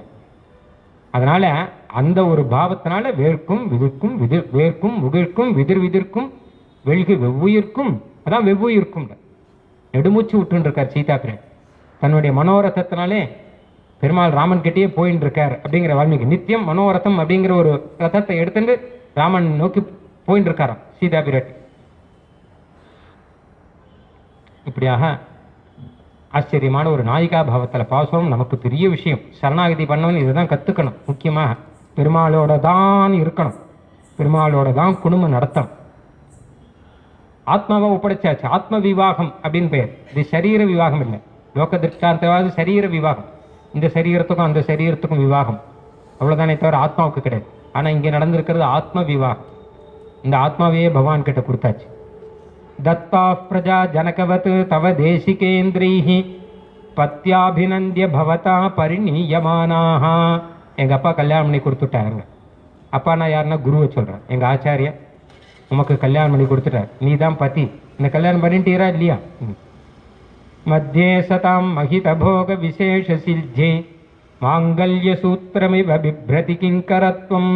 அப்போ என்னை கல்யாணம் பண்ணிட்டீரா இல்லையா? நான் பண்ணிட்டேன். அப்போ எனக்கு மாங்கல்ய சூத்திரம் கொடுங்க அப்படின்னு. ஏன்னா நிறைய பேர் தெரிஞ்சுக்கணும், எனக்கு கல்யாணம் ஆயிடுத்துன்னு தெரிஞ்சுக்கணும். மாங்கல்ய சூத்திரம் என்ன? மாங்கல்ய சூத்திரம்னா கைங்கரியம் பண்ணணும்.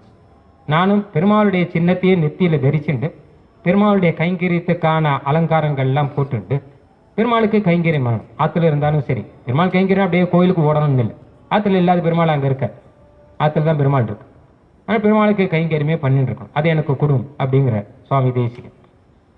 அதனால் அப்படிப்பட்ட ஆச்சரியமான நாயிகாபாவ பாசுரங்கள், ஆழ்வார் பாசுரங்களில் ரொம்ப அழகாக மாலையும் வந்து மாயன் வார அழகான வார்த்தை பாருங்க. கோபிகாஸ்தி காத்துன்னு இருக்கான்.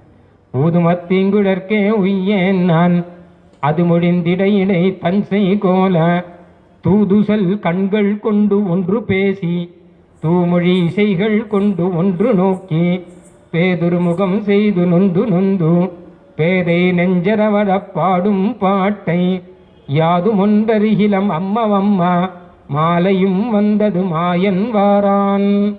சாயங்காலம் ஆயிடுத்து, கிருஷ்ணன் பசுவாடு மேய்ச்சிட்டு வரணுமே, வரல, தவிக்கிறாள் இவ. கண்ணன் என்ன பண்ணா? தூது செல் கண்கள் கொண்டு ஒன்று பேசி, கண்ணாலே பேசுறான். அங்க வரும்போது வாசல்ல நின்றுட்டு இருக்காள் இந்த பெண்ணு. இந்த பெண்ணுகள்லாம் எல்லாம் 6 வயசு 7 வயசு, எல்லாம் மனசுல சுத்தம் தவிர வேற கிடையாது. கிருஷ்ணனை விட்டு பிரிஞ்சு இருக்க முடியாதுன்னு அத்தனை ஆசை. அது தவிர வேற எந்த லாபம் ஒன்றும் கிடையாது. தூதுசல் கண்ணாலேயே பேசுறான். என்ன எப்படி இருக்கு அப்படிங்க, நான் எப்படி இருக்கேன் அப்படின்னு கேட்கறான். இவனும் கேட்கறான், நான் எப்படி ட்ரெஸ் பண்ணிட்டு இருக்கேன், நான் எப்படி இருக்கு. இவள் ரொம்ப சாத்துரியம் வேற பேசினான். ஒருத்தி கோலம் போட்டுன்னு இருக்கான் வாசல்ல. நேர கிருஷ்ணா அங்கே போய் நின்றான். உன் கோலம் ரொம்ப அழகா இருக்கு அப்படின்னா 2 அர்த்தம். தூதுசல் கண்கள் கொண்டு ஒன்று பேசி தூமொழி இசைகள் கொண்டு ஒன்று நோக்கி. புல்லாங்குழல்னாலே பார்க்கறானாம், கண்களாலேயே பேசுறான், புல்லாங்குழல் நாதத்தினால பார்க்கறான். என்ன பண்றான்? அப்போ யாதுமொன்றதிகளாம் அம்மா அவன் வரலன்னு வச்சுக்கோங்க. மாலையும் வந்தது மாயன் வாரான், வரக்கானுமே அப்படின்னு தவிச்சு போறான். அந்த தவிப்புக்கு பட்டு பாட்டு பாடினார். மாலையும் வந்தது மாயன் வாரான் அப்படின்னு. அந்த தவிப்பு இருக்கணும் நமக்கு பெருமாளை சேவிக்கலைன்னா. இது நாயிகா பாவத்திலே ஒரு உச்ச கட்டத்தில் ஆழ்வார்கள் இருந்துருக்கா. சுவாமி தேசிகன் ஆச்சரியமா இங்க மாத்திரம் இல்லை, ஸ்தோத்திரங்கள்லாம் கூட இருக்கு, பல இடங்கள்ல இருக்கு. ஆருண்ய பல்லவித யௌவதபாரிதாதம் ஆபீரயோஷிதனுபூதம் அமர்த்தியநாத வம்சேன சங்கபதிநாச்ச நிஷேவிதம் தே பிம்பாதரம் ஸ்பிருஷதி ராகவதி மதிர்மே. தேசியனுக்கு சௌரியமா சில விஷயங்கள் இருக்கு. என்னுடைய மதி இருக்காளே, மத்தினா புத்தின்னு அர்த்தம், அவன் ஒரு பெண்ணாக்கிட்டார். சம்ஸ்கிருதத்தில் புத்திக்கு சில வாக்குகள் இருக்கு. புத்திஹி, மனிஷா, திஷனா, தீஹி, பிரஜா, சேமுஷி, மதிஹி எல்லாம் ஸ்ரீலிங்கம் மொத்தம். ஆனால் சௌரியமா போயிடுது. என்னுடைய பெண் இருக்காளே, என்னுடைய மதி, மனிஷான்னு வேற சொல்ற பல இடத்துல. என்னுடைய மனிஷா இருக்காளே, கண்டே குணி பவதி தேவபதே மதிர்மே. தேவநாத பெருமானுடைய கண்டத்தை பார்த்த உடனே என்னுடைய மதியானவள் அது போய் கட்டிக்கிறாங்க. அவனுடைய பிம்பாதரத்தை பார்த்த உடனே என்னுடைய மதியானவள் தொடுகிறாள் அப்படிங்கிற அழகா சொல்ற. ஏன்னா வம்சேன சங்கபதினாச்ச நிஷேவி தந்தே, இதான் ஆண்டாளுடைய பாவம். அதை சொல்றது தான் ஆரம்பம் அடியும். இத்தனையும் நாயிகா பாவத்துல ஆண்டாள் தானே பாசனங்கள் அருளி செய்தார். மற்ற பேருக்கெல்லாம் நாயிகா பாவம், ஆண்டாள் ஸ்வயம் நாயிகையே இல்லையா? அதனால ஆண்டாள மாதிரி அனுபவிக்கணும் தான் எல்லாரும் சமப்படுறாளா. போக்தும் தவ பிரியதமம் பவதீவ கோதே பக்திம் நிஜாம் பிரணய பாவனையா கிரணந்தாங்கிற ஆழ்வார்கள் எல்லாரும் யாரு அப்படின்னா, சிருங்காரேந்தி ஹிருதயம் குரவஸ்துதியாக. அம்மா கோத பிராட்டியே, உம்முடைய குருக்களா இருக்காரே பெரியாழ்வார், இன்னும் அவருக்கு மேல பெரியவரா இருக்காரே நம்மாழ்வார், இவர்களுக்கெல்லாம் ஒரு ஆசை, ஆண்டாள் அனுபவிக்கிற மாதிரி பெருமாள் அனுபவிக்கணும் அப்படின்னு ஒரு ஆசை. ஆனா முடியல, ஏன்னா ஆண்களாக இருக்கார். என்ன இருந்தால் பெண்ணா இருந்தா தானே அழகை அனுபவிக்க முடியும். அப்ப என்ன பண்றாங்க கேட்டா, ஆண்டாள் மாதிரி நாமளும் மாறி பார்க்கலாமான்னு பார்த்து அப்படி அனுபவிக்க ட்ரை பண்ணிட்டு இருக்கா அவெல்லாம் அப்படின்னு அழகா சொல்ற. அந்த மாதிரி ஆண்டாளுக்கு எந்த பாவமோ அந்த பாவம் தேசிகனுக்கு அப்படியே வந்திருக்கு. ஆழ்வார்கள் வரிசையில அதை சொல்ல வரே அப்படியே அது கதை ஆரம்பம் மொத்தம் அந்த நாயிகா பாவத்தை கொடுத்துருக்க. ஸ்ரீரங்கத்துல பாருங்க, பாதாம்போஜம் ஸ்பிருஷதி பஜதே ரங்கநாதஸ்ய ஜங்காம் ஊருத்வந்த்வே விலகதி சனைஹி ஊர்த்வம் அப்யேதி நாபிம் வக்ஷஸ்யாஸ்தே வலதி புஜயோஹ மாமிகே யம் மனிஷா வக்த்ராபிக்யாம் பிபதி வகதே வாசனாம் மௌலிபந்தே. என்னுடைய மனிஷா இருக்காளே, மனஸ் புத்தின்னு அர்த்தம். இது பகவத் தியான சோபானத்தில் ரங்கநாத அனுபவம். இந்த ஸ்லோகத்தை நித்தியம் சொல்லணும் அப்படின்னு இருக்கா. நித்திய ராத்திரி படத்துக்கு போகும்போது வைகுண்ட வித்தியம் சொல்லணும், அப்படி இல்லாட்டா பகவத் தியான சோபானம் சொல்லணும். அதுவும் முடியாட்டா இந்த ஸ்லோகமாவது சொல்லணும். ஏன் அப்படின்னா, ராத்திரி படுத்துக்கும் போது பகவானோட கூட படுத்துக்கிற மாதிரி நினச்சிக்கணுமா அப்படின்னு உபநிஷத் சொல்கிறது. பகவான் தான் நம்மளை கூட்டி வச்சு படுத்துக்க வைக்கிறார். தூக்கத்தை கொடுக்குறாரு இல்லையோ, அதுவே பெரிய லாபம் தானே நமக்கு. ஞானத்தை கொடுக்குறவர் யாரு? பகவான் தான். அப்போ தூக்கத்தை கொடுக்குறவர் யாருன்னா அதுவும் பகவான் தான். அதனால் நமக்கு அழகாக தூக்கத்தை கொடுத்து இந்திரியங்களுக்கெல்லாம் ரெஸ்ட்டு கொடுத்து ஓய்வு கொடுத்து அந்த சமயம் நன்னா பார்த்துக்கிறாராம் நம்மளை. ஏன்னா தூக்கத்தில் நமக்கு எந்த ஆபத்தும் வரக்கூடாது இல்லையோ, ஒழுங்காக அதாவது ஃபங்க்ஷன் பண்ணணும், ஹார்ட் ஃபங்க்ஷன் பண்ணணும், பிளட் சர்க்குலேஷன் இருக்கணும், என்னென்னோ அதெல்லாம் மொத்தத்தையும் அழகாக பார்த்துக்கிறாருன்னு உபநிஷத் சொல்கிறது. அந்த பகவான் பக்கத்திலேயே இருக்காராம். அப்போ நம்ம என்ன பண்ணுறோம் கேட்டால், அந்த பகவானை பரிசுவங்கம் பண்ணிக்கிறோம், அணைச்சிண்டு தூங்குறோம். சின்ன குழந்தையானது இப்படியே அங்கே எங்கே ஓடி ஆடி இது வந்த போது ஏதோ 1-2 பயம் இருந்ததுன்னா என்ன பண்ணும் கேட்டால், நேரம் ஓடி வந்து அம்மா மடியில் வந்து விழுந்து நிம்மதியாக தூங்கும் இல்லையோ. ஏன்னா அம்மா மடியை காட்டிலும் நல்ல இடம் கிடையாது அதுக்கு. அந்த மாதிரி நமக்கு தூங்குறதுக்கு பகவானுடைய மடியை காட்டிலும் நல்ல இடம் எதுவும் கிடையாது. அதனால் பகவானுடைய மடியில் தான் நாம் தூங்குறோம். பகவான் தான் நம்மளை ரட்சிக்கிறான், அது நமக்கு தெரியாமல் இருக்கலாம். இது உபனிஷத் சொல்கிறது அழகாக. சதா சௌமிய ததா சம்பின்னோ பவதி ஸ்வம் அபீதோ பவதி தஸ்மாதேனம் ஸ்வபிதி தியாச்சக்ஷதே அப்படிலாம் சொல்கிறது. அப்போ அதை வச்சுட்டு நம்ம ஆச்சாரியெல்லாம் என்ன பண்ணுறாங்க கேட்டால், தூங்கும்போது பகவானோட தூங்குற மாதிரி நினைக்கணுமா. அப்போ அது எப்படின்னா, உபனிஷத்து ஒரு வேடிக்கையாக ஒரு விஷயம் சொல்கிறது, தூங்கும்போது வெளி விஷயம் எதுவும் தெரியாது. யதா பிரியா சம்பரிஷ்வக்தா, ரொம்ப பிடிச்சவரோட கட்டி பிடிச்சுன்னு தூங்குற மாதிரி தூங்கும். அதான் தேசிகன் சொல்றார், என்னுடைய மனசானவர் இருக்காரு, பாதாம்போஜம் ஸ்பிருஷதி பஜதே, பாதாதி கேசாந்தமாக அனுபவிக்கிறார். இப்போ ரங்கநாதனை மொத்தமாக சேர்த்து திருவடி தாமரை இருக்கொள்ளியோ அதை ஸ்பிருஷதி தொடுகிறார். ரங்கநாதனுடைய ஜங்கா கணுக்கால் வரைச்ச அதை இழுக்க பிடிச்சிக்கிறார். மேலே அப்படியே தொடையில சாஞ்சிக்கிறார். தொடையிலேருந்து மேலே வந்து ரங்கநாதஸ்ய நாபி இருக்கொள்ளியோ, நாபி கமலம், அந்த நாபி அழகில் ஈடுபட்டு அந்த சுழல்ல சுழன்று நிற்கிறாளாம். ஏன்னா குழலழகர், வாயழகர், கண்ணழகர், கொப்பூழில் 7 கமலப்பூ அழகர் அப்படின்னு அது போட்டு இவளை சுற்றி விட்டுறலாம் வெளியில போகாதபடி. ஊர்த்வம் அப்யேதி நாபிம், மேல வக்ஷஸ்ல பெருமாளுடைய திருமார்பை பார்த்த உடனே அதுல தன்னோட தலையை கொடுத்து சாஞ்சுக்கிறார். பெருமாளுடைய திருக்கைகளை பார்த்தோன்னே அதை எடுத்து தன் சரீரத்தில் அப்படியே அணைச்சிக்கிறாள். வக்ஷஸ்யாஸ்தே வலதி புஜயோஹோ மாமிகேயம் மனிஷா வக்திராபிக்யாம் பிபதி. அப்படியே இருந்து பெருமாளுடைய திருமுகம் இருக்கும் இல்லையோ, அது அப்படியே கண்களாலேயே பருகிறா மாதிரி அந்த திருமுகத்தை முகத்தை நோக்காரால் அப்படின்னு அந்த முகத்தையே பார்த்துட்டு இருக்கா. வாசனாம் மௌலி பந்தே, மௌலி பந்தத்தில் இருக்க வாசலையே முகர்ந்துட்டு இருக்கா அப்படின்னு ஒரு நாயிகா பாவத்தில் பகவத் அனுபவத்தை ஆச்சரியமா ஒரு ஸ்லோகத்தில் சொன்னார். இதை நாம் எல்லாம் சொல்லணும். மொத்தமும் நாயிகா பாவம் பல இடத்துல இருக்கு. இந்த தேவநாயக பஞ்ச அச்சுத சதகம் இதெல்லாம் பார்த்தா கேசாதி பாதாந்தம்ல 2 இருக்கு. பாதாதி கேசாந்தம் ஒன்று, திருவடியிலேருந்து ஆரம்பித்து கேசம் வரைக்கும். கேசம்னா திருமுடியிலேருந்து ஆரம்பித்து கீழ் வரைக்கும், பாதம் வரைக்கும். சரணாகதி பண்ணவாள் இருக்கா இல்லையோ, அவள் திருவடியிலேருந்து ஆரம்பிப்பாள். ஏன்னா அவளுக்கு தேவை திருவடி தான். சிவன் நாராயண சரணோ சரணம் பிரபத்தியம் திருவடியில் விழுந்து அதுக்கப்புறம் பகவானுடைய அபயம் கிடைக்குமான்னு கையை பார்த்து பகவானுடைய அனுபவம் கிடைக்குமான்னு முகத்தை பார்க்கிறான், கைங்கரியம் பண்ணணும். இதே நாயிகா பாவத்தில் இருக்கவங்க அவள் மேலே திருமுகத்திலேருந்து ஆரம்பிப்பான். ஏன்னா நாயிகையானவள் முகத்தை முகத்தை நோக்காரால் தான். அதெல்லாம் முகத்தை தானே பார்ப்பான். அவர் உனக்கு ரொம்ப பிடிச்சிருக்கா அப்படின்னா, பிடிச்சிருக்கு. எதனால பிடிச்சிருக்கு அப்படின்னா, அவர் முகம் ரொம்ப பிரசன்னமா இருக்கு அப்படின்னு சொல்லுவாரே தவிர அவர் காலில் பூட்ஸ் என்ன போட்டுருக்காரு அப்படின்னு சொல்ல மாட்டார். நாயிகையினுடைய ஆரம்பம் முகத்திலேருந்து ஆரம்பிச்சு அதுவும் பகவானை நாயகனா வச்சுக்கும் போது ஆண்டாள் சொல்றார், கேசவ நம்பியை கால் பிடிப்பான் என்னும் இப்பேறு எனக்கு அருள் கண்டாய். நான் முகத்திலேருந்து ஆரம்பிக்கிறேன், ஆனா காலில் விழுவேன். நான் பாத சேவை அதுதான் இந்த நாயிகைகள்லாம் வேண்டுவது, பாத சேவை தான் வேண்டுவது. நம்மாழ்வார் இதை தான் வேண்டியது. செழுநீர் தடங்கடத்து கயல் மிளிர்ந்தால் அன்ன சேவரிக்கண் அழுநீர் துளும்ப அலமருகின்றன வாழியரும் உருணி அருணி. திருவிருத்தத்தில் 2ஆம் பாட்டே நாயிகா பவன் தான். நம்மாழ்வாருடைய முதல் பாட்டு போயின்னு இருந்தாங்க, 2ஆம் பாட்டு நாயிகா பவன். அதிக விளம்பம் கிடையாது. முழுநீர் முகில் வண்ணன் கண்ணன் விண்ணாட்டவர் மூதுவராம் தொழுநீர் இணையடிக்கே அன்பு சூட்டிய சூழ் குழற்கே. கண்ணில் ஜனஜனமா கொட்டுறதப்போ கண்ணே குளம் மாதிரி இருக்கான், அதுக்குள்ள மீன் இருக்கான் அப்படிங்கிற. கண்ணு மீன் மாதிரி இருக்குன்னு.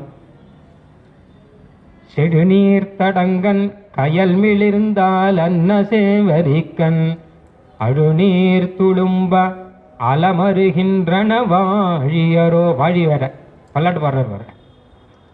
அந்த பெண்ணுக்கு பல்லாண்டு ஆச்சரியமான பாவம் சுவாமி தேசிகன் ஆசிரியர் நமக்கு கொடுத்திருக்கார். ஆண்டாளுடைய அதான் நேயமுடன் திருப்பாவை பாட்டு ஆரைந்தும் நீ உரைத்த தையுறுதிங்கட் பாமாலைனா, நேயமுடன் அப்படின்னா பகவான் கிட்ட எத்தனை நேசம் இருந்தால் நீ அந்த தையுறுதிங்கட் பாமாலையும் திருப்பாவையும் பாடியிருப்பார். அது எனக்கு வேணும். ஆய்வுகள் 143 அன்புடனே அடியேனுக்கு அருள் செய். உம்மதாசன் தானே. அப்போ ஆண்டாள் கிட்ட என்ன பிரார்த்திக்கிறார் அப்படின்னா, வேங்கடவர்க்கு என்னை விதிக்கிற்றியேன்னு சொன்னியோ இல்லையோ, அப்ப நீ சொன்ன இம்மாற்றம் நாங்களும் வண்ணமா நல்குங்க. வேங்கடவர்க்கு என்னை விதிக்கிற்றியேன்னு நீ சொன்ன வார்த்தை நாம் கடவா ஒண்ணுமே நல்கும். எங்களுக்கும் அது வரணும். நாங்களும் வேங்கடவருக்கு என்னை விதிக்கிற்றியே, என்னை போய் வேங்கடவனோடு விதிச்சிடும், வேங்கடவனோட கல்யாணம் பண்ணி வச்சிடும், வேற கண்டவனோட போக வேண்டாம், திருவேங்கடமுடியாரோட என்னை சேர்த்து விடுங்கள் அப்படின்னு சொல்ற வழி ஆண்டாள். அந்த பாவம் எங்களுக்கு வரணும் அப்படின்னு பிரார்த்திக்கிறார். இப்படியாக ஆழ்வார்களுடைய அவதாரமா இருக்கக்கூடியவர் ஆண்டாளுடைய பாவத்தை ஆச்சரியமாக தன் பாசுரங்கள்லையும் ஸ்லோகங்கள்லையும் காண்பிச்சிருக்க. இதெல்லாம் கூட பரவாயில்ல. எதிராஜ சப்ததியில கூட நாயிகா பாவம் இருக்குன்னா மட்டெல்லாம் விடுங்க. சாட்சாத் பகவத் ராமானுஜர் சுத்தாதேச வசம்வதீகிருதயதி க்ஷோணீஷ வாணி சதா பிரத்யாதிஷ்ட பகிர்கதி சுதிசுர பிராசாதமாசீததி துக்தோதன்வதபத்ய சந்நிதி சதா சாமோத தாமோதர ஸ்லக்ஷாலோகன தௌர்லலித்ய லலிதோன்மேஷா மனிஷா மம. அங்கேயும் மனிஷான்றார், லலிதாங்கிறார். இந்த மனிஷாக்கு 2 பேர் வச்சிருக்காரு. தௌர்லலித்ய லலிதோ, ரொம்ப லலித்தியம் உள்ளவளா. உன்மேஷான்னு ஒரு பெயர், மனிஷான்னு ஒரு பெயர், 3 பேர் வச்சிருக்கார். அழகா சொல்றார். இந்த சின்ன வயசுல கல்யாணம் ஆயிடுறதோ இல்லையோ, 8-10 வயசுல கல்யாணம் ஆகணுன்னே அந்த காலத்துல என்ன பண்ணுவாங்க கேட்டா, இந்த குழந்தைக்கு ஒன்றும் தெரியாது, கையில் ஒரு வாழைப்பழத்தை குடிச்சு தாடி கட்டிடுவான், ஆயிடும். அதுக்கப்புறம் அந்த பிறந்தாத்துல அந்த குழந்தைய வளர்ப்பார்கள், அதுதான் முக்கியமான காலம், ரொம்ப முக்கியமான காலம். அந்த தங்காத்துல அந்த குழந்தைக்கு அந்த குழந்தை என்னென்ன கேட்கறதோ எல்லாத்தையும் அதுக்கு கொடுத்து, அதே சமயம் அந்த குழந்தைய வெளியில அதிகமாக நடமாட விடாமல் அதுக்குள்ள வச்சவா மாடியில ஏற்றி வச்சுப்பாளாம்.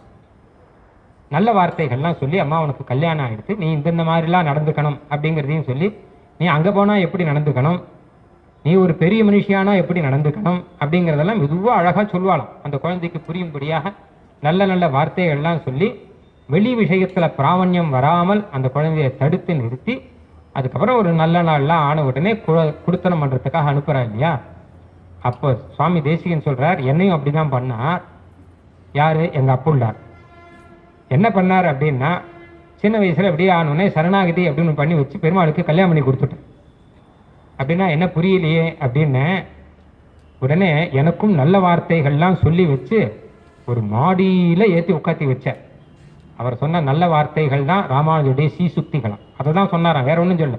கத்தியத்திரயத்தையும் சீபாஷ்யத்தையும் இந்த மாதிரி ராமானுஜருடைய சீசுக்திகள் சொல்லி, பகவானை சேர்ந்தவன் நீ, பகவானை சேர்ந்தவன் நீ அப்படின்னு சொல்லி சொல்லி சொல்லி சொல்லி சுத்தாதேச வசம்பதீகிருத யதிக்ஷோணீச வாணீசதா பிரத்யாதிஷ்ட பகிர்கதி, என்ன வெளியில போகட்டும் பகவானை சேர்ந்தவன ராமானுஜர் சீசுக்திகளை சொல்லியே வேற எந்த புருஷன்கிட்டையும் நான் போல பரமபுருஷன் தவிர. ஏன்னா எனக்கு இப்படி ஒரு புருஷன் இருக்கும்போது யார்கிட்ட போகணும்? என்னை காப்பாற்றுறதுக்குன்னே ஒருத்தன் இருக்கும்போது நான் இருக்கு இன்னொருத்தர் நம்பணும். அதனால என்னை இந்த மாதிரி ராமானுஜருடைய சீசுக்திலாம் சொல்லி என்னை காப்பாற்றி வச்சு, ஸ்ருதி சீரா பிராசாத மாசீததி, வேதாந்தம் அப்படின்னு ஒரு பெரிய மாடி, அந்த மாடி மேலே என்னை உட்காந்து வச்சு காப்பாற்றி வச்சார் அப்படின்னு அழகா சொல்ற பாருங்க. இதுதான் நாயிகா பாவத்தினுடைய ரகசியம். பெருமாளுக்கே நாம் சேர்ந்தவர்கள், வேற ஒரு புருஷன் எனக்கு புருஷன் இல்லை, பகவான் தான் எனக்கு புருஷன் அப்படிங்கிறது தான் இதனுடைய ரகசியம். அடுத்ததாக பெரியாழ்வார் பார்க்கணும். பெரியாழ்வார் ஆண்டாளுடைய திருத்தவப்பனார இருந்தவர். பெரியாழ்வாரும் தேசிகனும் ஒன்று. என்னன்னு கேட்டால், அந்த குழந்தையை வளர்க்குறார் பாருங்க. கண்ணனை பிறந்ததுலேருந்து ஆரம்பித்து அழகாக வளர்த்து வளர்த்து வளர்த்து வளர்த்து கொண்டு வர. குழந்தை வளர்ப்பு எப்படி அப்படின்னு புத்தகம் வாய்க்க வேண்டாம், பெரியாழ்வார் திருமொழி வாய்ச்சா போதும், அழகாக தெரியும். என்ன ரொம்ப ஆச்சரியமாக இருக்கு. புத்தகம் முடிச்சா பெரிய ஆபத்தெல்லாம் இருக்கு. என்ன அப்படின்னு கேட்டால், உங்கள் குழந்தைக்கு சாதாரண சோப்பா, வாங்குங்கள் ஜான்சன் சோப், படாபாடு படுத்திடுறோம். ஒன்றும் கிடையாது. குழந்தை நடந்து இப்படி தவிர்ந்து போகிறதுன்னு வச்சுக்கோங்களேன், அந்த குழந்தையோட முழங்காலுக்கு ஒன்றும் ஆகாதான். ஒன்றும் ஆகாதுங்க, ஒன்றும் ஆகாது. ஒரு என்ன முழங்காலே அதுக்காக தானே இருக்குது, கால் நடக்கிறதுக்கு தானே இருக்குது. அப்புறம் நீங்கள் நடக்கலாமான்னா என்ன அர்த்தம்? கால் நடக்கிறதுக்கு தான் இருக்குது, முழங்கால் குழந்தை தவழறதுக்காக தான் இருக்குது. சுவாமி தேசிகன் சொல்கிறார், நீ அன்னைக்கு கோபாங்கனேஷு கிருத சங்கரமணம் தவைத்தது ஜானுத்வயம் சுரபதே நஜகாதி சித்தம். பெருமாளுடைய ஜானுவை பார்த்தார். ஆஹா, அன்னைக்கும் கோகுலத்தில் ஒவ்வொரு வீடாக தவிழ்ந்து போன கால் தானே இதுங்கிற. அதை பார்த்தோன்னே அந்த ஞாபகம் வந்துடும். என்ன மழை மழை மழைன்னு இருக்கு. தேசியனுடைய முகம் அதில் தெரியறதான், அந்த அளவு மழை மழைன்னு இருக்கு. ஒன்றும் சம்பவிக்காது. முன்னாடியெல்லாம் எல்லாரும் அழகாக தான் இருந்துட்டு இருந்தா, அவள் முட்டி நம்ம முட்டியை காட்டிலும் நல்லா இருந்தது, அது ஒன்றும் சந்தேகம் இல்லை. அப்போ பெரியாழ்வார் அழகாக சொல்கிறார், இந்த குழந்தைய வளர்க்கணும். குழந்தைய குளிப்பாட்டணும்னா எப்படின்னா அங்கே பார்க்க, வட்டு நடுவே வளர்க்கின்ற மாணிக்க சொட்டு முட்டுண்ணியும் முளைக்கின்ற முத்தே போல் சொட்டு சொட்டம்னா துளிர்க்க துளிர்க்க என் குட்டன் என்னை புறம்புல்வான். குளிச்சுட்டு ஓடி தொடச்சிக்கிறதுக்கு முன்னாடி கிடுகு சொட்டு சொட்டுன்னு ஓடி என் குட்டன் என் முத்தையில் ஓடி கட்டிக்கிறான்னா பெரியாழ்வாருக்கு எப்படி சொல். இது கூட பரவாயில்ல அண்ணா, பால் கொடுக்கறது வேணும், அம்மா பால் கொடுக்குற அழிஞ்சோ. அப்போ மூக்கூறிஞ்சி முளையுனாயங்கிற, பால் சாப்பிடும்போது மூக்குறிஞ்சிடலாம் குழந்தை. அது வேறு பாடி வச்சிருக்கேன், 10 பாட்டு. எத்தனை அழகாக பாடிருக்கார் தெரியுமா. இந்த குழந்தைய பெரியாழ்வார் வளர்த்தரையோ அதே மாதிரி கண்ணனை வளர்த்தவர் சுவாமி வேதாந்தி தேசியன். யாதவாபிதம் படித்ததே, யாதவாபிதத்தில் இந்த மொத்த அனுபவம் இருக்கு. அதில் படியும் சொல்ல முடியாது. யாதவாபிதம் இன்னொரு வாட்டி வந்து தான் சொல்லணும். ஆச்சரியமான அனுபவம். அது மாத்திரமல்ல, பல்லாண்டு பாடினார். பெரியாழ்வார்னாலே பல்லாண்டு 407 பல்லாண்டு முதற்பாட்டு 471 2 473 பாட்டு பல்லாண்டு தான். ஏன்னா எல்லாத்துலேயும் இவருக்கு மங்களாசாசனத்திலே தாற்பயம். சுவாமி தேசிகனுக்கும் மங்களாசாசனம் தான் ரொம்ப பிடிக்கும். எங்க பாருங்க, ஜெயதி ஜெயதி வாடினா வாடி அருளாளர் வாடி அணி அத்திகிரி. எங்க ஜெயத்யாஸ்ரித சந்திராச இவாள்லாம் எது பல்லாண்டு பாடுறோம், எல்லாத்துக்கும் பாட்டுருக்கேன். ஜெயதி யதிராஜ சூக்தி ஜெயதி முகுந்தஸ்ய பாதுகாயுகளி. ராமானுஜருடைய சூக்திக்கு பல்லாண்டு, முகுந்தனுடைய பாதுகைக்கு பல்லாண்டு. ததுபயதனாக, இந்த ரெண்டையும் யார் ஆசிரிச்சிருக்காளோ அவளுக்கு பல்லாண்டு. திரிவேதியும் அவந்தியந்தோ ஜெயந்தி புவி சந்தஹ. இந்த ரெண்டையும் நம்பின்னு இருக்காளியோ, ஒரு பக்கமாக தான் பாதுகை, இன்னொரு பக்கமாக தான் ராமானுஜர் ஸ்ரீசுக்தி. அந்த பெரியவர்களுக்கு பல்லாண்டு. தொண்டை மண்டல வேதியர் வாழவே, தூய தென்மறை வல்லவர் வாழவே. எங்க பார்த்தாலும் வாழி வாழி வாழின்னு தொண்டை மண்டல வேதியர்களுக்கும் தூய தென்மறை வல்லவர்களுக்கும் பல்லாண்டு பாடினோம் யாரு? அவர் பல்லாண்டு பாடவே தானே இன்னைக்கு வாழ்ந்துட்டு இருக்கோம். நாம் தேசிகனுடைய மங்கள சாசனம், தேசிகனுடைய அனுகிரகம் இல்லாட்டா நாம இன்னைக்கு இருக்க முடியாது இல்லையா? அதனால பல்லாண்டு பாடி பாடி பாடி பாடி அதுவே ரொம்ப பிடிச்சி போச்சு.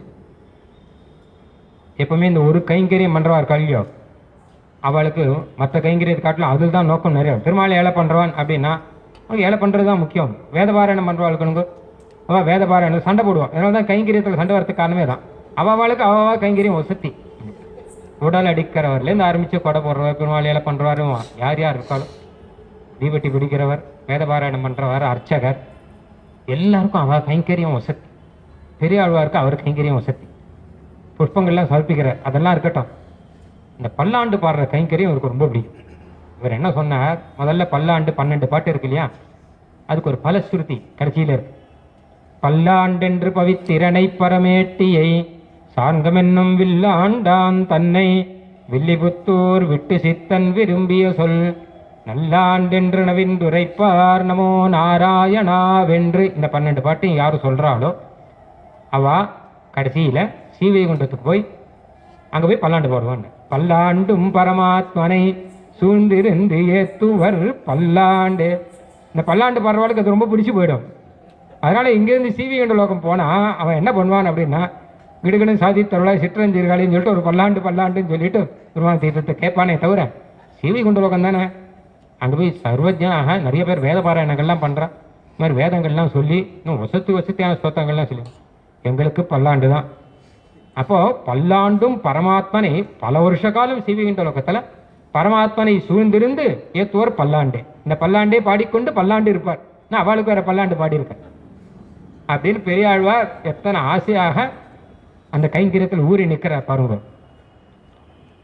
சுவாமி தேசியன் அழகா சொல்றார், பரம பத சோபானத்தில் இங்கிருந்து படிக்கட்டா போய் பரமபதத்துக்கு போறோம் இல்லையோ, அதில் கடைசி பாட்டு, விண்ணுலகில் வியப்பெல்லாம் விளங்க கண்டு விண்ணவர் தம் குழாங்களுடன் வேதம் பாடி பன்னுலகில் படியாத இசையால் பாடும் பல்லாண்டே பல்லாண்டும் பாடுவோமே. இதே விஷயம் நாங்கள் ஸ்ரீவைகுண்டம் போய் விண்ணுலகில் வியப்பெல்லாம் விளங்க, எத்தனை பெரிய ஆச்சரியம் இருக்காங்க.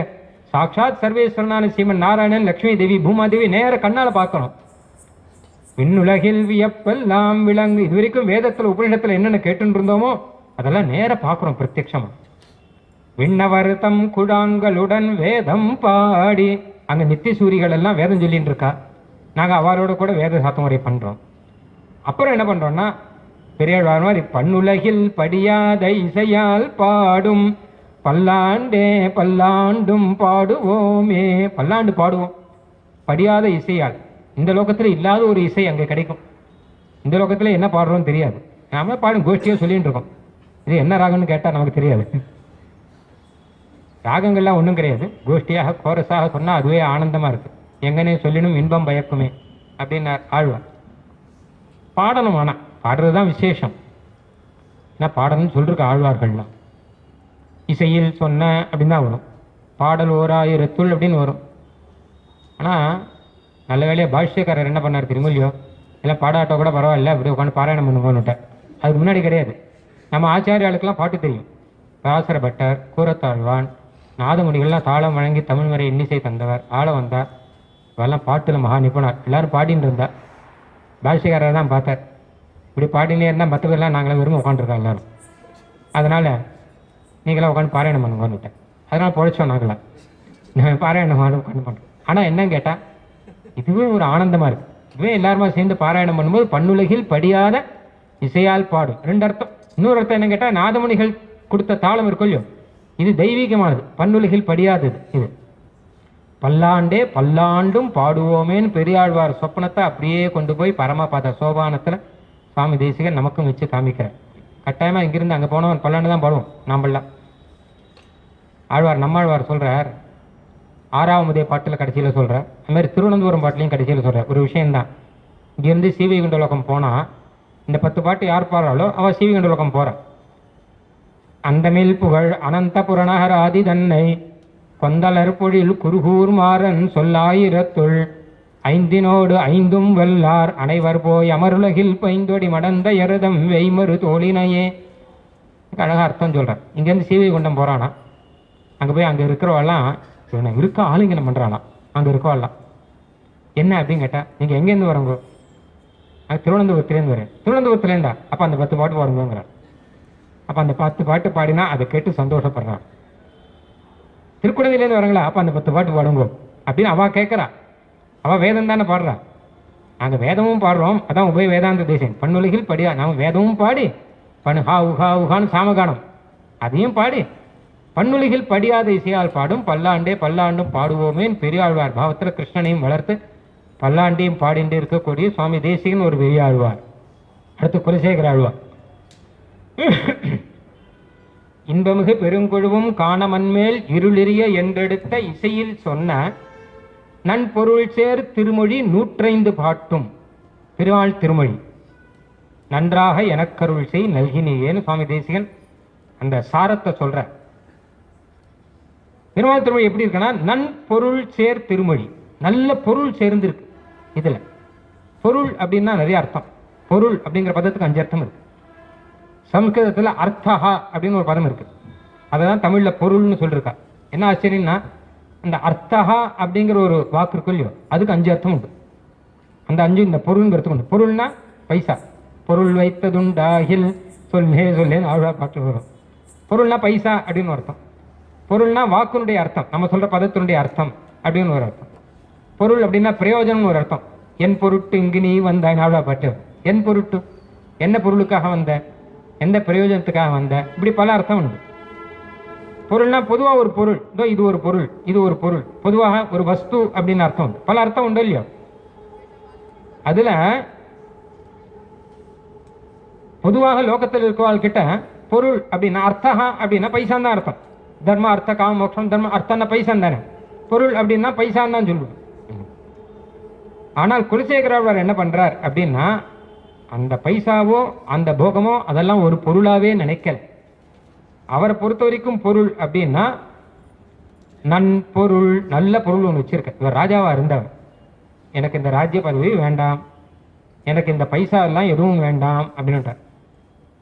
ஊனேறு செல்வத்து உடன் பிறவி ஆண் வேண்டேன், ஆனேரேழ் வென்றான் அடிமை திறமல்லால், கூனேறு சங்கமிடத்தான் தன் வேங்கடத்து கோனேறி வாழும் குருகாய் பிறப்பேனே.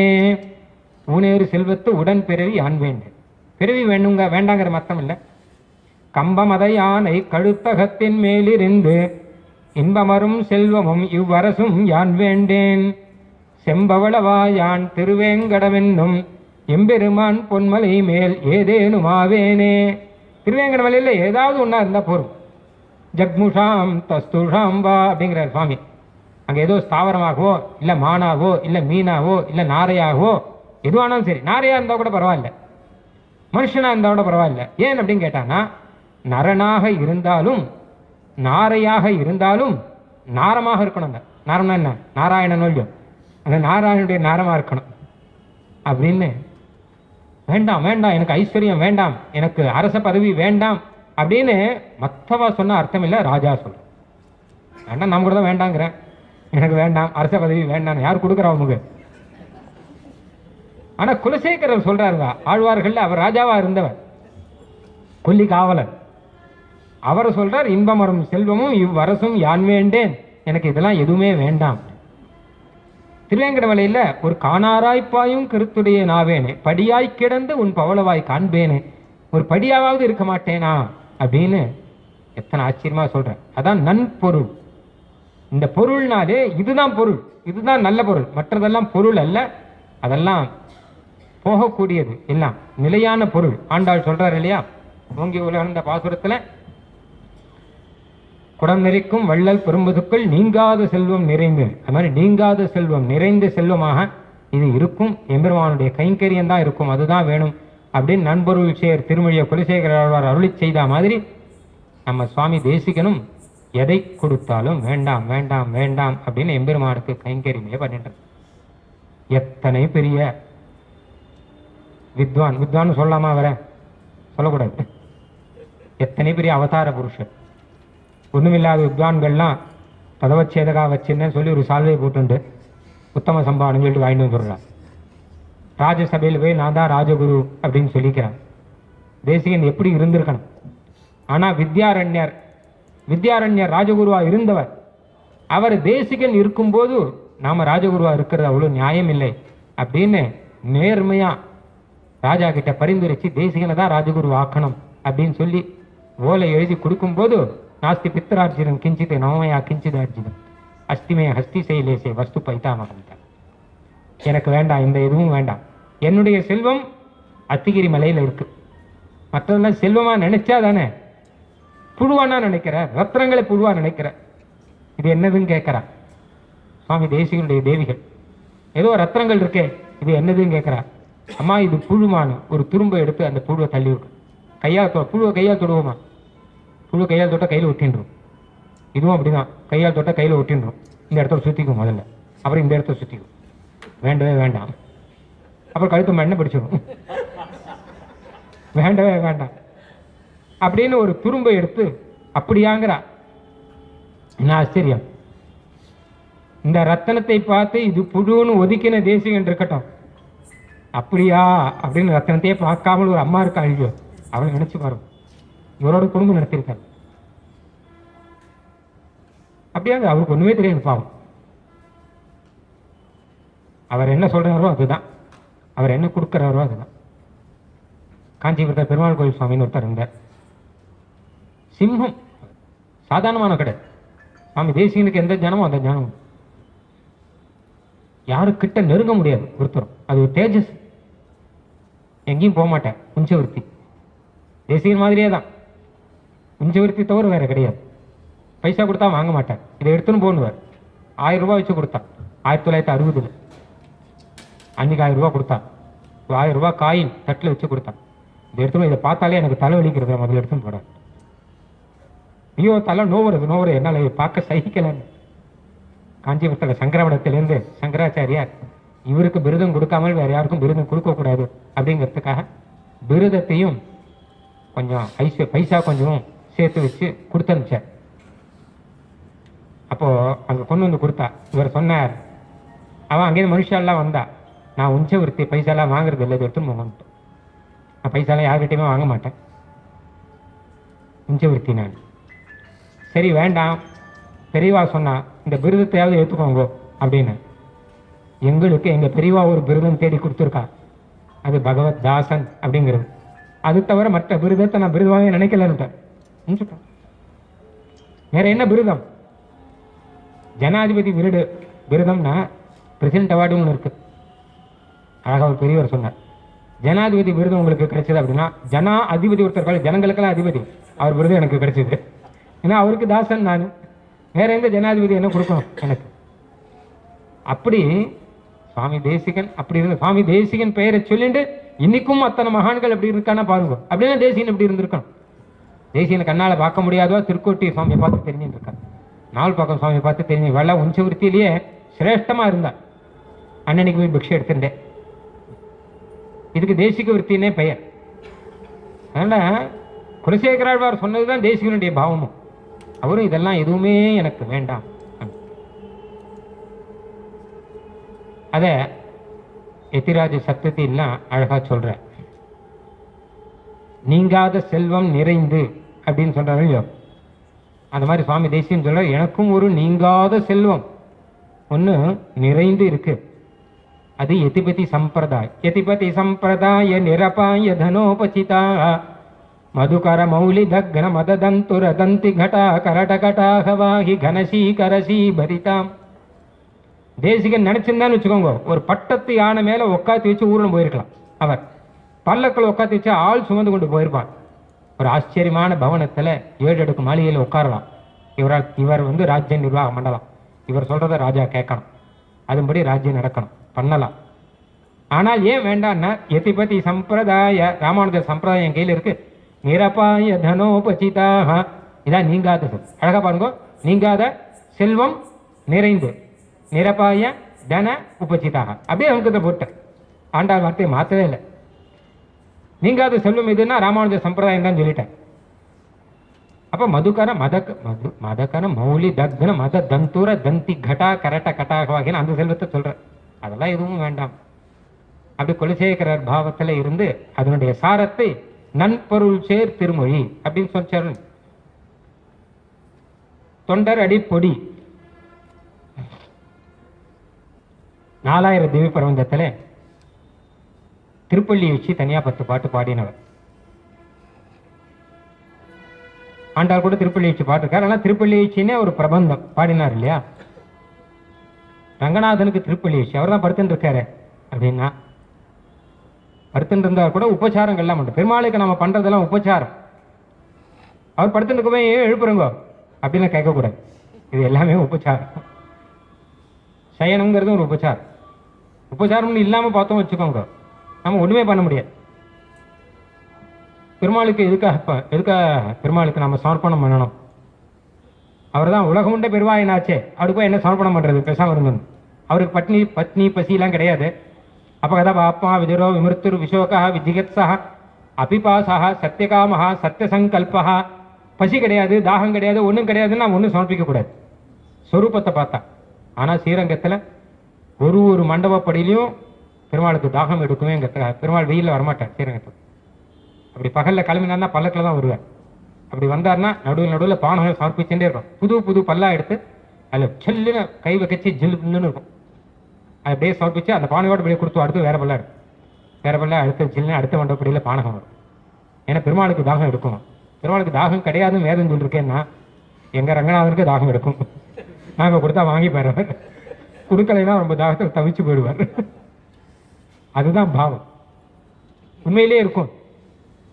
உண்மையிலேயே அர்ச்சாவதாரத்தில் அப்படியே வேர்வை சொற்றதை பார்க்குறேன் எல்லாரும். பெருமாள் நமக்காக ஏற்றுக்கிற, தாகம் வந்தா மாதிரி நடிச்சுக்கிற, ஏற்றுக்கிற, இல்லாட்ட தவிக்கிற, நீ கொடுக்கலையே. இதே ஆசையோடு கொடுத்தோன்னா எதை கொடுத்தாலும் சந்தோஷமா ஏற்றுக்கிறாராம் பெருமாள் இல்லையா. பக்தியா உபகிருத்தம் ததகம் பக்தி உபகிருத்தம் அஸ்னாமி பிரேதாத்மனா அப்படிங்கிற. அதனால என்ன சொல்றாங்க கேட்டானா, ராஜாவை போல பெருமாளுக்கு உபச்சாரங்கள்லாம் பண்ணணும். தமேவ மத்வா பரவாசுதேவம் ரங்கேஷயம் ராஜவத் அருகணீயம். ரங்கநாதன் ஒரு பெருமாள் அப்படின்னு பார்க்காமல் ஒரு ராஜா அப்படின்னு பார்க்கறாரா. நம்மளையெல்லாம் ரட்சிக்கக்கூடிய ராஜான்னு பார்க்கற. அப்போ ராஜாவுக்கு என்னென்ன உபச்சாரங்களோ எல்லாத்தையும் பண்ணணும். ராஜாவுக்கு முதல் உபச்சாரம் என்ன கேட்டால், காத்தால சுப்பிரபாதம் பாடுறது தானே ராஜாவுக்கு, திருப்பள்ளி எழுச்சி தானே. அதனால அதை பெருமாளுக்கு பண்றேன் அப்படின்னு ஆரம்பிக்கிறார் தொண்டடிப்புடியார். இதுதான் கௌசல்யா சுப்பிரஜாராமன். விஸ்வாமித்திரரே ரொம்ப உகந்திருக்க, ரொம்ப அழகான விஷயம் இல்லை. சுப்பிரபாதம் ஆச்சா அப்படின்னு தான் கேட்குறேன். கௌசல்யா சுப்பிரஜாராம நம்மளை பார்த்து கேட்குறேன். அடி என்கிட்ட ஒருத்தர் கேட்டார், காத்தால 8 மணி இருக்கும், சுப்பிரபாதம் ஆச்சா அப்படின்னு கேட்டேன். எனக்கு ஆச்சரியம் இருக்கு. நான் 4 மணிக்கே வந்துட்டேன். இவர் வந்து சுப்பிரபாதம் ஆச்சா அப்படின்னு கேட்குறாரு அப்படின்னு. ஆச்சு அப்படின்னு. அப்புறம் இன்னொருத்தர் வந்தார், சுப்பிரபாதம் ஆச்சா அப்படின்னு கேட்டேன். அப்போ தான் ஏதோ புரிஞ்சு கேட்குறாரு. 3வது ஒருத்தர் வந்தார், அவன் சுப்பிரபாதம் ஆச்சா அப்படின்னு கேட்டேன். சுப்பிரபாதம்னா என்ன அப்படின்னு கேட்டேன். காஃபி ஆகிட்டு தானே அர்த்தம். அதுதான் அப்படி கேட்குறாரு. எவ்வளோ தூரம் எடுத்து பாருங்க. நமக்கு இருக்கட்டும். பெருமாளுக்கு விஸ்வாமித்திர பெருமாளுக்கு சுப்பிரபாதம் பாடுற, வேதம் பெருமாளுக்கு சுப்பிரம் உத்திஷ்ட புருஷ அரே லோஹித பிங்கலாட்சி தேஹி தேஹி ததாபயிதாமே சுத்தியந்தான் மந்திரம். வேதத்தில் சுப்பிரபாத மந்திரம். தேஹி தேஹி குடுங்கிறது. எதை கொடுக்கணும் அப்படின்னா புத்தியை கொடு. நீ காத்தாலும் எழுந்திருந்து கடாட்சம் பண்ணி எனக்கு இன்னைக்கு வேண்டி நல்ல புத்தியை கொடுன்னு பரத்தி. அந்த ரீதியில ராஜாவை போல ராஜவத் அருகணீயம். அதுக்காக முதல்ல சுப்பிரபாதத்தில் ஆரம்பிக்கலாம்னு சொல்லி திருப்பள்ளி எழுச்சி பாடுறா இல்லையா. இப்ப திருப்பள்ளி எழுச்சி 10 திருப்பள்ளி எழுச்சியே பெரிய உபச்சாரம். அதுல சாரங்கள்லாம் ஒன்றும் வேண்டாம். திருப்பள்ளி எழுச்சி பாடினார், அதுதான் சாரம். அதனுடைய சாரம் ஒன்றும் தேவை கிடையாது. சுவாமி தேசியன் என்ன பண்ணார்னா, யாதவாபியுதயம் அப்படிங்கிற ஒரு பெரிய காவியம் ஒன்று பண்ணிருக்காரு. அதுல சுப்பிரபாத சர்க்கம்னு ஒரு சர்க்கமே இருக்கு. 83 ஸ்லோகம் சுப்பிரபாதம். இதை பார்த்து தான் வெங்கடேஷ் சுப்ரபாதம், நமக்கெல்லாம் சுப்ரபாதம்னா வெங்கடேஷ் சுப்ரபாதம் தான் நமக்கு தெரியும். ஆனால் அந்த வெங்கடேஷ் சுப்ரபாதத்துக்கு மூலம் இதுதான். ஏன்னா இதே மெட்டில் தான் அவர் பண்ணுறார். இவர் என்னென்ன விஷயங்கள் சொல்லியிருக்காரோ அதை தான் அவரும் சொல்லியிருக்கார். எப்படி பிரகிருதி எல்லாம் வர்ணிக்கணும் எல்லாத்தையும் அதே மெட்டு. அத்தியாதி சப்த ரிஷய சமுபாஸ்ய சந்தியாம் ஆகாச சிந்து கமலானி மனோகராணி ஆதாய பாதயுகமர்ச்சயிதும் பிரபன்னாஹ யாமின்யபைதி யதுநாத விமுஞ்ச நித்ராம். தேசிய ஸ்லோகம். உன்மேஷமிருச்சதி தவோன்மிஷிதேன விஸ்வம் ஜாதஸ்வயம் खलु ஜகத்ஹிதமேவ கர்த்தும் தர்ம பிரவர்த்தன தியா தரணீதலேஸ்மின் யாமின்யபைதி. கிருஷ்ணா, கிருஷ்ணனுக்கு சுப்பிரபாதம். கிருஷ்ணனுக்கு அந்த ஊரில் இருக்கோ சுப்பிரபாதம் பாடுறான், அம்மா சுப்பிரபாதம் பாடுறான். யாமின்ய பைத்தி. இப்போ அந்த யாமினி, யாமினினா இருட்டுன்னு அர்த்தம், ராத்திரி வேலை. இது தெரியாமல் நிறைய பேர் அந்த பெயர் வச்சுக்கிறான், ரொம்ப விசேஷம். யாமின்ய பைத்தி, இருட்டு போய் எடுத்துப்பா. யதுநாத விமுஞ்ச நித்ராம் உன்மேஷமிருச்சதி, நீ கண்ணு முழிச்சால் லோகமே கண் முழிக்கும்பா. உன்மேஷமிருச்சதி தவோன் மிஷிதேன விஸ்வம் அப்படின்னு அழகான ஸ்லோகம். பின்னாடி வரக்கூடிய வெங்கடேஷ் சுப்பிரபாதம் மாத்திரம் இல்லை, இன்னும் என்னென்ன சுப்பிரபாதம் இருக்கோ எல்லா சுப்பிரபாதத்துக்கும் மூலமாக சம்ஸ்கிருதத்திலே சுப்பிரபாதம் பண்ணவர் சுவாமி தேசிகன். ஏன்னு கேட்டால் தொண்டடி பொடியாளருடைய அம்சம். இவர் தமிழில் பாடினபடினால இந்த அம்சம் அப்படியே வச்சுன்னு சம்ஸ்கிருதத்தில் அழகாக அடியன் என்ன பண்ண தெரியும். அனந்த பத்மநாபனுக்கு ஒரு சுப்பிரபாதம் ஒன்று அவசரமாக தயார் பண்ண வேண்டியதாக இருக்கு. எனக்கு என்ன பண்ணுறதுன்னு தெரியல, அடியனும் அறகுறேன். அதனால் இந்த பார்த்தேன் தேசிகன் இருக்கச்ச கவலை இல்லை, அந்த ஸ்லோகத்தை எடுத்து வச்சுட்டேன். அதில் எங்கெங்கே கிருஷ்ணன் இருக்கோ அது நைஸாக அனந்த பத்மநாபன் மாற்றி போட்டேன். தான் சுப்பிரபாதம் பெருமாளுக்கு வச்சுருக்கேன். எவ்வளோ சௌரியம் பாருங்க. கடைசியில் பெருமாள் 2 வருஷம் கேட்டுட்டு இருந்தேன். இப்போ சுப்பிரபாதம் வேண்டாம்னு சொல்லியிருக்கான் இப்போ இன்னைக்கு ஸ்திதியில். ஆனால் வேதபாராயணம் நடந்தது, வேதபாராயணம் கெடுமிடராய எல்லாம் நினச்சேன். ஏன் வேண்டாம்னு சொல்லிட்டான்னா பொறுத்துன்னு இருக்க பெருமாளுக்கு சுப்பிரபாதம் கூடாதுங்க. ஏதோ ஆழ்வார்கிட்ட வந்து தான் எல்லாம் தெரியும், இது எல்லாமே அங்கேருந்து வரோம். ஆழ்வார்கிட்டேருந்து வந்து ஆச்சாரியன்கிட்ட இருந்து தான் புரியும், இல்லாட்டா ஒன்றும் புரியாது. எனக்கு தொண்ணூற்றி இப்படி ஆழ்வார் கதை கேட்கறது. அப்போ பத்மநாப பெருமாளே இங்கே சங்கல்பிச்சுக்கணும் சுப்பிரபாதத்தை கேட்கணும் அப்படின்னு. அவர் சங்கல்பிச்சு அவர் சுப்பிரபாதம் கேட்டாகும் அப்படி இருக்கு. ஆனால் தேசியனுடைய அனுபவம் அதில் என்ன இருக்கும், ஏன்னா தேசியனுடைய வார்த்தைகள் தானே சொல்கிறோம் அதில். அதனால் ஆச்சரியமா நமக்கும் ஒரு வழி கொடுத்துருக்காரு பாருங்க. சுப்பிரபாதத்தை எல்லாரும் பாடுற மாதிரி அடியனும் ஒரு சுப்பிரபாதத்தை பாடினேன் அப்படின்னு ஒரு அடியன் கூட அப்படின்னு ஒரு பாக்கியத்தை கொடுத்தாருன்னா அந்த தேசிகன் நம்ம என்னன்னு சொல்றது. தென்னரங்க மணவாடற்கு அன்புமிக்கு செப்பிய நத்திருமாலை 45 பன்னியனல் திருப்பள்ளி எடுச்சி 10 பழ அடியேனு கருள் செய் பரமணியே. ரங்கநாதன் கிட்ட திருமாலை பாடினார் இல்லையா, திருமாலை அறியாதார் திருமாலை அறியாதார். எம்பெருமானை பற்றி தெரியாது. வேற அந்த திருமாலை எனக்கு கொடு அப்படின்னார். ஆச்சரியமான திருமாலை. ஏன் உனக்கு கொடுக்கணும் அப்படின்னா, நான் பழ அடியேன், நான் எம்பெருமானுடைய தாசன். அதுவும் பழங்காலத்திலேருந்து வந்திருக்கிற தாசன் நான். எந்தை தந்தை தந்தை தந்தை தம் மூத்தப்பன் 7 படிகால் தொடங்கி வந்து வழி வழி ஆட்சிகின்றோம். அதனால எங்களுக்கு குலதெய்வம், குலதெய்வமாக இருக்கிறபடினால அந்த திருமாலையை எங்களுக்கு கொடுக்கணும். ஏன்னா எங்களுக்கு செல்வம் இது, அதில் இருக்கிறதா நாங்கள் ஃபாலோ பண்ணிட்டு இருக்கோம். திருமாலை நிறைய விஷயம் இருக்கு. இதில் அடியன் வந்து தப்பு பண்ணிட்டேன்னு தோன்றது. இப்போ என்ன கேட்டால் ஆழ்வார்களும் ஆரண தேசிக்கணும் அப்படின்னு போட்டு ஒரு 10 நாள் போட்டிருக்கேன் நிம்மதியாக. தேசிய பிரபந்தனே எடுத்துக்கொண்டேன். இப்போ பாருங்க, பிரபந்த சாரத்தை தாண்டி போக முடியல. தேசிய பிரபந்தம் சொல்றேன்னு சொல்லிட்டு பிரபந்த சாரத்தை சொல்லிட்டு உபத்திட்டேன் அப்படின்னு சொல்ல முடியாது. என்னன்னா திருமாலையில் அழகா ஒரு விஷயம் இருக்கு. சுவாமி தேசிகன் அதை எடுத்திருக்கேன். காம்பர தலை சரைத்து உன் கடைத்தலை இருத்தி வாழும் சோம்பரை உகத்தி போலும் சூழ்புணல் அரங்கத்தானே. திருப்பதியில் போய் மொட்டை அடிச்சுக்கிறா இல்லையா, அவளுக்கெல்லாம் மோட்சம் உண்டுங்க. திருமலையில் போய் யார் மொட்டை அடிச்சுக்கிறாளோ அவளுக்கு மோட்சம் உண்டு. யாரும் சொல்லலையே. சரணாகதி பண்ணால் மோட்சம் உண்டுன்னு கேள்விப்பட்டிருக்கோம். ஏன்னா புதுசாக கதை இருக்கேன்னா தொண்டடிப்படியாளர் சொல்லிட்டேன்.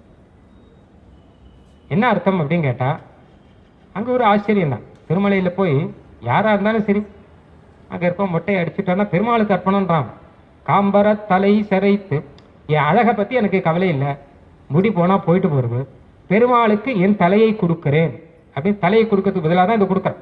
எப்பவுமே தலைக்கு பதிலாக இதுன்னு ஒரு கணக்கு உண்டு, சாஸ்திரத்திலே உண்டு. அது ஒரு ராஜாவுக்கு தலையை சீவனம்னா அப்போ என்ன பண்ணுறதுன்னு தெரியும். வெளிநாட்டில் அவள் பண்ண தப்புக்கு தலையை சீவனம். ஆனால் ராஜா தலையை சீவ முடியாதே. அப்போ என்ன பண்ணுறதுன்னு சொல்லி வெளிநாடு எல்லாருக்கும் பத்திரிகையில் எழுதி அனுப்பிச்சேன். உலகத்தில் எல்லா இதுக்கும். நம்ம ஊரில் முத்து சுவாமி தீட்சை ஒருத்தர் ஒரு அட்வொகேட் ஒருத்தர், அவர் ஒரு பதில் ஒன்று எழுதினார். அதுதான் அங்கே ஓகே ஆச்சு. அவர் சொன்னார், ராஜாவுக்கு தலையை மொட்டை அடிச்சிருந்தோ அது தலையை சீவரத்துக்கு சமானம்னு எங்கள் சாஸ்திரத்தில் இருக்குன்னு. கரெக்டாக மொட்டை அடிச்சுடாங்க. அதுதான் விஷயம். தலையை கொடுக்கறதுக்கு சமானம் இது. இவங்க கூட பாருங்க, காலங்காத்தால 7 மணிக்கு ஞாயிற்றுக்கிழமையா இருந்தா கிராப் வெட்டிக்கணும் இல்லையோ, அம்மா தலை வெட்டின்னு வரேன்னா கிராப் வெட்டின்னு வரேன்னா தலையை வெட்டின்னு வரேன். அப்போ பெருமாள் என்ன பண்றார், திருவேங்கடமுடையான் தன்கிட்ட வந்து நாமெல்லாம் பண்ண மாட்டோம், மொட்டை அடிக்க மாட்டோம். சாஸ்திரம் ஒரு பக்கம் இருக்கட்டும், இன்னொரு பக்கம் ஏதோ பெரிய அழகு கொள்ள போயிருவோன்னு ஒரு எண்ணம். அழகா கண்ணாடி முன்னாடி இந்த கேச பாசத்தை வச்சுங்க.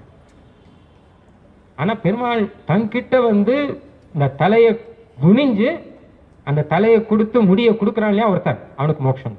இந்த ஜென்மத்தில் இல்லாட்டா அடுத்த ஜென்மத்தில் வைஷ்ணவனா பிறந்து மோட்சம், இல்லாட்டா அதுக்கு அடுத்த ஜென்மத்தில் மோட்சம். சரணாகிதி பண்றான் என்ன பண்றான்னா, காம்பர தலை சிரைத்து அவன் எதை பத்தியுமே கவலைப்படலை. நான் இனிமேல் கர்மயோகமா ஞான யோகமா அதை பற்றி கவலைப்படலை. போகிற வழிக்கு புண்ணியம் தேடிக்கிறதுக்கு ஏதாவது புண்ணிய கர்மாவா அதை பற்றி கவலைப்படலை. இல்லை ஏதாவது ஹோமமா கோமா அதை பற்றி எதுவும் கவலைப்படலை. நான் பெருமாள் கிட்ட தன்னை ஒப்படைச்சிட்டு மொத்தமாக சேர்த்து தலையை மொட்டை அடிச்சுட்டு உன் கடைத்தலை இருத்தி வாடும் உன் கோயில் வாசல் உட்காந்துருக்கான் பெருமாள் பக்கத்தில்.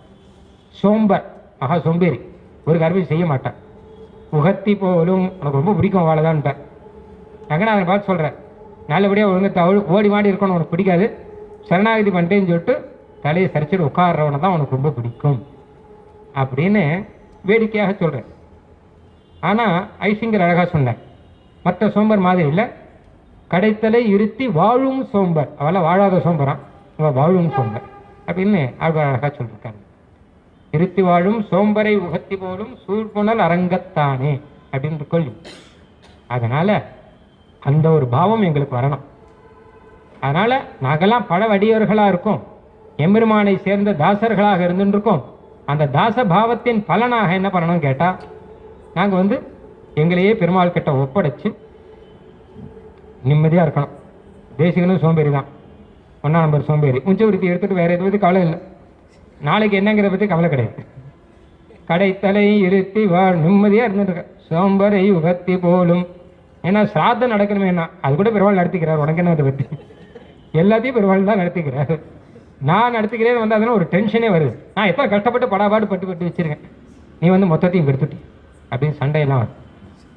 சரி அப்படியா பகவத் சங்கல்பம் அப்படிங்கிற, நாங்களாம் சாத்தத்துக்கு வர முடியாது. அப்படியா பகவத் சங்கல்பம், எது கேட்டாலும் பகவத் சங்கல்பம் தான். கடைசியில் பெருமாள் பார்த்துக்க, சரி நம்ம சங்கல்பம் தான் போல இருக்கு. பெருமாளுக்கே அப்பதான் தெரியுது, அவரே அடிச்சு பிடிச்சி ஓடி வந்து சாதத்தை நடத்தி வைக்கிற இல்லையா. எல்லாமே பகவத் சங்கல்பம் பகவத் சங்கல்பம்னு அவன் சங்கல்பிச்சு தான் ஆகணும், வேற வழி கிடையாது. நம்ம எல்லாமே நம்ம சங்கல்பம் எல்லாமே அப்படிதான் பண்ணியிருக்கா பெரியவாள்லாம். ஸ்ரீ பகவதாத்மியா சிவன் நாராயண அப்படின்னா பகவத் சங்கல்பம் தானே எல்லாம் நம்ம பண்றதெல்லாம். எதை எடுத்தாலும் அப்படிதான் பண்ண சொல்லியிருக்காங்க. இப்படி தொண்டடிப்புடைய ஆழ்வார் நிறைய விஷயம் சொன்னோம் இல்லையா. ஒரே ஒரு விஷயம் மாத்திரம் சொல்லிடுறேன், விஷயமா தான் அர்த்தம் சொல்லலை.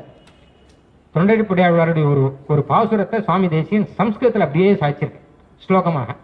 தாத்பரிய சந்திரிகா அப்படிங்கிற புத்தகத்தில் இந்த ஸ்லோகம், அந்த பாட்டையும் அந்த ஸ்லோகத்தையும் சொல்லிட்டு அடுத்த ஆழ்வாருக்கு போனோம். வானுளார் அறியலாகா வானவா என்பராயில் தேனுலாம் துலவ மாலை சென்னியா என்பராயில் ஊனமாயினகள் செய்யும் ஊனகாரகர்களேலும் போனகம் செய்த சேடம் தருவரேல் புனிதமன்னே திவ்யைரவேத்ய விபவேதி யதி ப்ருவந்தி மாத்வி மனோஜ்ஞ துளசீக யதீதி சாஹுஹு ஊனக்ரியா அபி பரானபி காரயந்தஹ புக்தாதிகம் தததி சேத் நனு தத் பவித்ரம் அப்படின்னு ஸ்லோகம். இந்த பாட்டுக்கு அர்த்தத்தை சொல்ல போறார், ஒரு விசேஷமான அர்த்தத்தை சொல்றார். பகவத்கீதா பாஷ்யத்தில் தாத்பரியம் எங்கே எதை வைக்கிறார் பாருங்க, தாத்பரிய சந்திரிகள். அப்போ இந்த ஸ்லோகத்தை இதை அப்படியே சம்ஸ்கிருதத்தில் டிரான்ஸ்லேட் பண்ணிட்டு அதுக்கப்புறம் அர்த்தமும் சொல்கிறேன். அந்த விஷயம் நம்ம இன்னொரு சமயம் பார்க்கலாம். போனகம் செய்த சேடம் தருவரேல் புனிதவன்.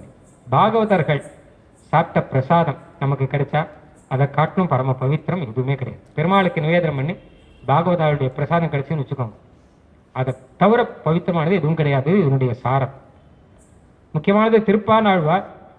சுவாமி தேசிகன் திருப்பானாழ்வார நம் பாணர் அப்படின்னு தான் சொல்ற வழக்கம்.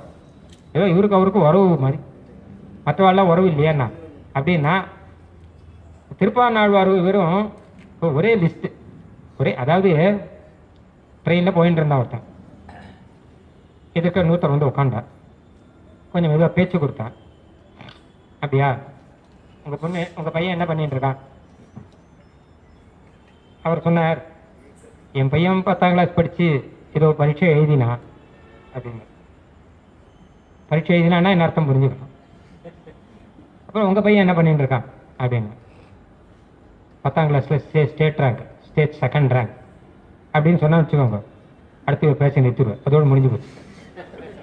இனிமேல் பேசுறதுக்கு ஒன்றும் கிடையாது. யார் சமானமாக இருக்காளோ அவளோட தானே பேசணும். அதையும் கேட்குறவங்க, இவன் அடுத்த வருஷம் 10ஆம் கிளாஸ் எழுத போறான், நான் இப்போ கவலைப்பட்டு இருக்கேன் அப்படின்னா அதுக்கப்புறம் இந்த ஃப்ரெண்ட்ஷிப் கூடும். ரொம்ப ஆச்சரியமா இருக்கு. அப்படி இருக்காள்கிட்ட தான் ஃப்ரெண்ட்ஷிப் வரும். அந்த மாதிரி இத்தனை ஆழ்வார்கள் இருக்காங்க இல்லையோ, நம்மாழ்வார் தான் நம்மாழ்வார்னு பேரே இருக்கும் இல்லையோ, பெருமாளே வச்ச பெயர் இருக்கட்டும். இவர் இந்த திருப்பாணர் போய் நம் பாணர் அப்படின்னு ஏன் சொல்றாரு அப்படின்னா, பெருமாள் கிட்டேயே வரமாட்டேன் அப்படின்னு சொல்லிட்டு திருப்பாணர் வந்து காவிரி கரையில் இருந்த திருப்பாணரை பெருமாள் வந்து லோக சாரங்கி மாமுனி தோல் தண்ணியில் ஏற்றி வச்சு தம் முன்னாடி உட்காத்தி வச்சு பாதாதி கேசம் பாட வச்சிருக்காரு இல்லையா, அதே மாதிரி தேசிகன் பண்றது. பெருமாள் கிட்டே வரமாட்டேன்னு காஞ்சிபுரத்தில் உட்காந்துருக்காரு அவர். வைகுண்ட வாசே பினமே பிலாஷா, வைகுண்டமே வேண்டான்ட்டா பூலோக வைகுண்டத்துக்கு வரப்போறார். அவன் அந்த வைகுண்டமே வேண்டான்னு. இப்போ பூலோக வைகுண்டம் எதுக்கு? வேண்டவே வேண்டான் இருந்து வர ஓலை கொடுத்து அனுப்பிச்சு அங்கேருந்து ஒருத்தரை ஸ்ரீரங்கம் வர வச்சு அவரை கொண்டு பாதாதி கேசாந்தமா பகவத் தியான சோபானம் அப்படின்னு ஒன்று பாட வச்சுட்டார். அந்த திருப்பாணருடைய அனுபவம் தான் மொத்தமும் இந்த பகவத் தியான சோபானத்துலையும். அவர் இப்படிலாம் அனுபவிச்சிருப்பார் அப்படின்னு தான் நினைச்சுட்டே வர்றார். 6வது உருளமுதம் புதிந்த கோயில் அம்புயத்தோர் அயோத்தி மன்னர் கழித்த கோயிலை நினைச்சு திருப்பாணாழ்வார் தேசியனுக்கு ரொம்ப ஆச்சரியம், ரொம்ப ஆனந்தம். இது என்ன பாக்கியம், திருப்பாணருக்கு தான் இந்த பாக்கியம்னா நமக்கு கூட கிடைக்குமா என்ன? நம்ம என்ன ஆழ்வாரா? இல்லையே. ஆனால் நம்மளையும் கூட்டு வைக்கிறாரு பெருமாள், நமக்கும் பாதாதி கேசாந்தம் பாட சொல்றாரு அப்படின்னு அந்த பகவத் தியான சோபானங்கள்லாம் ஆச்சரியா பாடினார். அப்போ இவா 2 பேரும் ஒரே லெவல்ல இருக்கிறபடினால நம் பாணன் நம் ஆதிமறை எனவோங்கும் அரங்கத்துள்ளே அருளாரும் கடலை கண்டவன் நம் பாணன் அப்படிங்கிற பல இடத்துல நம் பாணன் அதன் தான் இதுலையும் வரும். அப்போ சுவாமி தேசிகன் ரங்கநாதன் இப்படி பாதாதி கேசாந்தெல்லாம் பாடிய ஸ்ரீரங்கத்தில் இருக்கும்போது அங்கே இருக்கிறவா என்ன சொன்னா, தேசிகன் கிட்ட போய் நீர் முடியுமானால் அமலநாதிபிரானுக்கு ஒரு வியாக்கியானம் பண்ணு அப்படின்னு. இதில் 2 அபிப்பிராயம் இருந்தது. ஒன்று என்னன்னு கேட்டால், பிள்ளைலோகாச்சாரியான்னு பெரியவர் இருந்தார், அவருக்கு இவருடைய வியாக்கியானத்தை கேட்கணும்னு ஒரு ஆசை. ரொம்ப ஆச்சரியமாக இவரும் பாதாதி கேசாந்தம் பாடியிருக்கார், இவரும் நம் பாணன் சொல்லியிருக்கார். அதனால அமல்நாதிபிரானுக்கு இவர் ஒரு வியாக்கியானம் பண்ணா நல்லா இருக்கும் அப்படின்னு அவர் நினைச்சார். ஆனா அங்க இருக்கிற இன்னும் சில பேர் தப்பா நடிச்சுட்டு விட்டான்.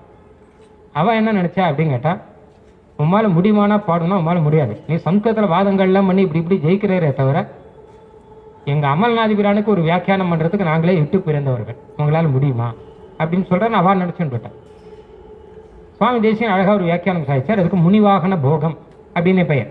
அவர் சொல்ல இது ஒரு போகம், அமல்நாதிபிரான் அப்படிங்கிறது வெறும் பிரபந்தத்துக்கு வியாக்கியானம் இல்லை, இது ஒரு அனுபவம், இது பாதாதி கேசாந்த அனுபவம், இது மொத்தமுமே.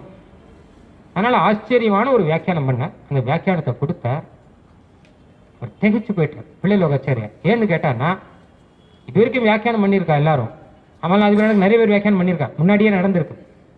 ஆனா இவர் என்ன சொல்றார், வேதத்தினுடைய அர்த்தம் இதுங்கிற, வேதத்தினுடைய அர்த்தம், வேதத்துல இது இருக்கு அதனுடைய அர்த்தம், வேதத்துல இது இருக்கு அது அர்த்தம், அப்படின்னு ஒண்ணு எடுத்து சொல்றார். காண்பனவும் உரைப்பனவும் மற்றொன்றின்றி கண்ணனையே கண்டுரைத்த கடிய காதல் பான் பெருமாள் பாடியதோர் பாடல் 10 பழமறையின் பொருள் என்று பரவுகின்றோம்.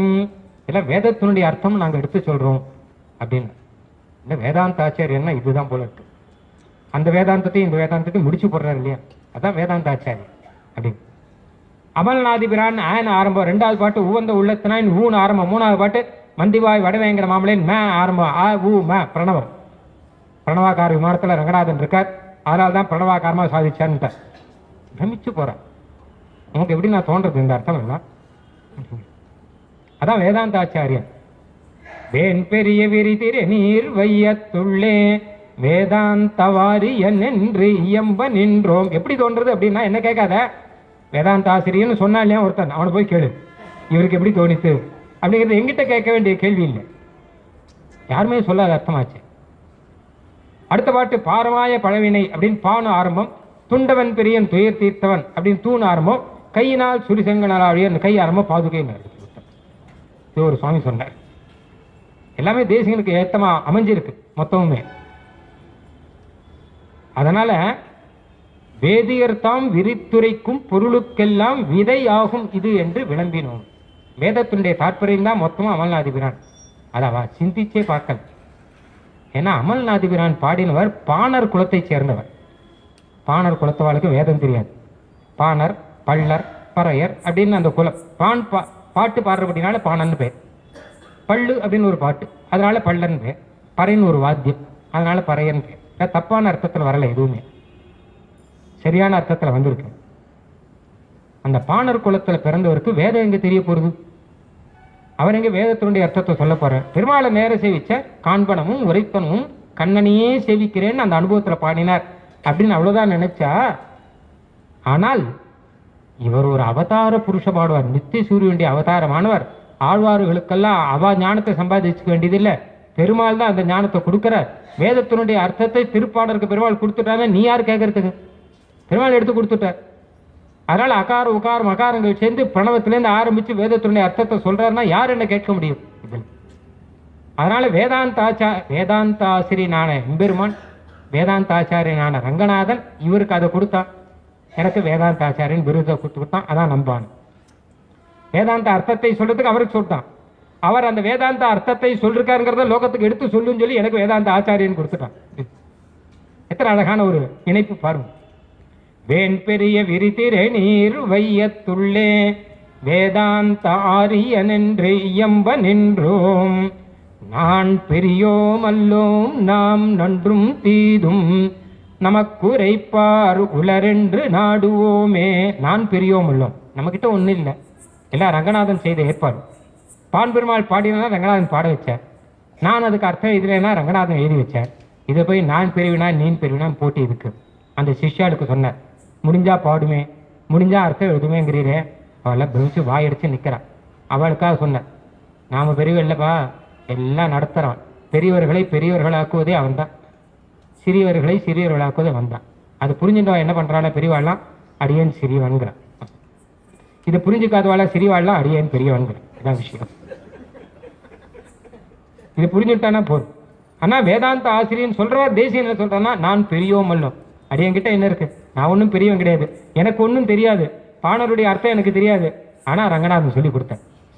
நன்றும் தீதும் நமக்கு உரைப்பார் உலர் என்று நாடுவோமே. நல்லதும் தீதும் நமக்கு அதாவது சொல்லி கொடுக்குறோம், வருவா பெருமாள் அனுகிரகத்தினால. ஒரு ஆச்சாரியன் இருக்கார், அதை புரிஞ்சுன்னா போறோம். எனக்கு தெரியுங்கிறது இல்லை, எனக்கு ஒரு ஆச்சாரியன் இருக்கார், அவர் அனுகிரகத்தினாலே எனக்கு தெரியும், அவ்வளவுதானே தவிர எனக்கா தெரிஞ்சது கிடையாது.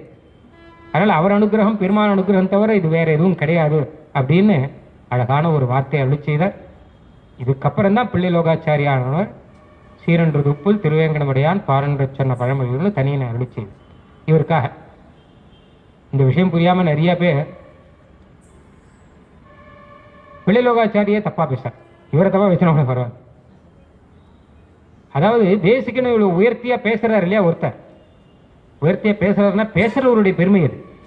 உண்மையில ஒருத்தர் வாழ்த்தி பேசுறார் அப்படின்னா இந்த வாழ்த்தப்பட்டவருடைய இது இருக்கட்டும், வாழ்த்தி பேசுறவர்கள் அவருடைய நல்ல மனசு பார்க்கணும். சாதாரண பேச மாட்டான்னா ஒன்று உபன்யாசம் ரொம்ப ஆச்சரியமா இருந்தது, ரொம்ப அழகா இருந்தது அப்படின்னு சொன்னா சொல்லவருடைய ஒரு பெருமை, அந்த ஔதாரியம் இருக்கோ அதையும் நம்ம பார்க்குறோம். சரிதான் அப்படின்ட்டு போயிடுவோம், ஒரு மாற்றமும் இல்லாமல். நானும் நிறையா கேட்டிருக்கேன், இதெல்லாம் கூட பரவாயில்ல. அடியன் ஒரு சமயம் என்ன பண்ண தெரியுமோ, இந்த கண்டா கர்ணன் உபாக்கியானன்னு ஒன்று, அதை பற்றி 1 மணி காலம் உபன்யாசம் பண்ணேன். அதுக்காக புஸ்தகங்கள்லாம் பார்த்து வச்சு கண்டா கர்ணனுக்கு கிருஷ்ணன் மோட்சம் கொடுத்தார். இதை பற்றி 1 மணி காலம் உபன்யாசம் முடிஞ்சது. வெளியில் வந்த உடனே ஒருத்தர் சொல்கிறார் பாருங்க, இப்படி பேச்சு கொடுத்துனே இந்த கண்டா கர்ணன் உபாக்கியானம் இருக்கே, இது முக்கூர் சொல்லணும் கேட்கணும், அப்படின்னாரு. ஒரு மணி காலம் உபன்யாசம் கேட்டுட்டு அவர் சொல்லி கேட்கணும்னு அவரே தான் அனுபவிச்சுட்டு தான் சொல்றார். ஆனால் சொல்லணும்னா சரிதான் போல இருக்கு. பிள்ளை லோகாச்சாரியார் எத்தனை ஒரு பரம உதார மனசு இருந்தால், அவர் எப்படி ஒரு சிரேஷ்டமான புருஷரா இருந்தால் தேசியனை குறித்து இப்படி ஒரு ஸ்லோகம் செய்வார், இப்படி ஒரு பாசுரம் சொல்வார்.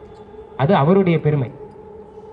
இவர் நான் பிரியம் பாதுகாப்பு சதசத்தில் அழகிமணவாள பெருமாள் நாயனார சுவாமி தேசிகன் ஜெயிச்சுட்டு கடைசியில் அவர் 300 ஸ்லோகம் பண்ணார், இவர் 1000 ஸ்லோகம் பண்ணார். அடியனால் 300 தான் பண்ண முடிஞ்சது அப்படின்னார். அப்போ சுவாமி தேசிகன் சொல்றார், சுவாமி 300 1000 கணக்கு கிடையாது, பெருமாளை பற்றி பாடுறோம் இல்லையா, அதுதான் கணக்கு. அழகா ஒரு ஸ்லோகம் சொல்றார், கரிணி சிரா இசூத்தை, பன்னி குட்டி இருக்கோ இல்லையோ 10 குட்டி போடும், யானை குட்டி 1 குட்டி போடும், அது பட்டத்து யானையாக இருக்கும். பன்னிக்குட்டி 10 குட்டி போடும், அது நாத்தம் ஆகும்.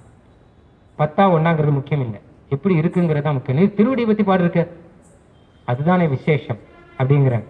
அப்படின்னா தேசிகனுடைய பாவம். அதான் நான் பெரியோமல்லோம் நாம், அதை தேசிகன் அவளுக்காக எடுத்து சொல்றார், அந்த சிஷ்யர்களுக்காக. இதை தேசிகன் தனக்காக சொல்றேன்னு நினச்சேன்டா, அவருக்காக எதுவுமே தேசிகன் தனக்காக எதுவும் சொல்ல மாட்டேன். அகமஸ்மி அபராத சக்கரவர்த்தி கருணே பஞ்ச குணேழு கார்வமி, நான் தான் அபராதம் பண்ணவர்கள் சக்கரவர்த்தி அப்படின்னு நான் தனக்காக சொன்னேன், உனக்காக சொன்னார். அது நாமெல்லாம் அந்த ஸ்லோகத்தை சொல்கிறோமோ இல்லையோ, அகமஸ்மி அபராதி சக்கரவர்த்தின்னு, அதுக்காக நமக்காக தானே சொன்னேன். தேசியனுக்காக எதுவும் கிடையாது, அவர் தான் தனக்காக எதையுமே வச்சுக்கலையே. இதெல்லாம் கொடுத்தா கூட வேண்டாம் வேண்டாம் தானே சொல்கிறேன். அப்படி அவர்கிட்ட போய் இதை கொடுப்பானே, நம்ம எந்த விருதம் கொடுத்தாலும் வேண்டாங்கிறவர்கிட்ட போய் இந்த விருதத்தை எதுக்கு கொடுக்கணும். எல்லாருமே ஆழ்வார் ஆச்சாரியர்கள் மொத்த பேருமே அனுசந்தானம் பண்ணது நமக்காக. அழகா ஆள வந்த ஒரு ஸ்லோகம் சொன்னார் இல்லையா, நான் கிருதக்னா துர்மாணி ஸ்மர பரவசா வஞ்சனபரா நிருசம்சா பாபிஷ்டா கதமகமிதோ துக்கல ஜலதேகே அபாராதுத்தீர்ண அமரியாதா க்ஷுத்ரா சலமதி அசூயா பிரசவ பூவன். ஆள வந்தார் சொன்னார்னா தனியா சொன்னார், நம்மளை சொன்னார். சுவாமி தேசிகன் வியாக்கியானத்தில் எழுதியிருக்கார், யத்யப்யத்ர ந சந்திருஷ்டம் பரார்த்த பிரதிபாதனம் ததாபி தாதிருக்ரூபத்வம் பரசங்கல்பத ஸ்திதம். ஆள வந்தார் தன்னை பற்றி சொன்ன மாதிரி தான் இருக்கு, ஆனால் உனக்காக தான் சொன்னான்னு எடுத்துக்கொண்டு இருக்கேன். அங்கே ஆரம்பத்திலே இது கொடுத்துருக்கேன். சரணமகம் பிரபத்தியன்னு தான் சொல்கிறார், ஆனால் நாம் சரணாகதி பண்ணுறதுக்கு தான் சொல்கிறார் அவர். அந்த மாதிரி ரீதியில் நமக்காக இப்படி ஆச்சரியமான ஒரு சந்தேசம், ஒரு மெசேஜ், அதையும் நான் பெரியோமல்லோம் நன்றும் தாம் நமக்கு குறைப்பார் உலரென்று நாடுவோமே அப்படின்னு சாதிச்சார். அதுக்கடுத்ததாக ஒரே ஒரு ஆழ்வார் கலியன், அவருடைய பாவம் நாளைக்கு தான் சொல்லணும், சமயம் ஆயிடுத்து. கலியன் வரை குடிகொண்ட கருத்துடையோன் அப்படின்னு கலியனுடைய பாவம் அப்படியே இவருக்கு இருக்கு. கடைக்குட்டியான ஆழ்வார், கடைசி ஆழ்வார். சுவாமி தேசிகனும் கிட்டத்தட்ட ஆச்சாரியர்களில் கடைக்குட்டி மாதிரி, ஆச்சரியமான ஒரு ஆச்சாரிய பரம்பரைக்குள் அதில் கடைக்குட்டி மாதிரி. கலியனுடைய திருநட்சத்திரம் திருக்கார்த்திகை, கார்த்திகையில் கார்த்திகை நாள். சுவாமி தேசிகனுடைய அவதார சமாப்தியும் திருக்கார்த்திகை தான், கார்த்திகையில் தான். அதனால் கலியனுடைய அவதாரம்னே காமிச்சு கலியின் உரையை அப்படியே தன்னுடைய பாசுரத்தில் அவர் வச்சிருக்க. அந்த ஒரு விஷயத்தையும் சொல்லி மேலே தொடர்ந்து தேசிக பிரபந்த அனுபவம் நாளைக்கு ஆரம்பம். நாளைக்கும் 6:30 எல்லாரும் ஆகும். ஆழ்வார் எம்பெருமானார் தேசிகன் திருவடிகளே சரணம். கவிதார்க்கிக சிம்ஹாய கல்யாண குணசாலினே ஸ்ரீமதே வெங்கடேசாய வேதாந்த குரவே நமஹ.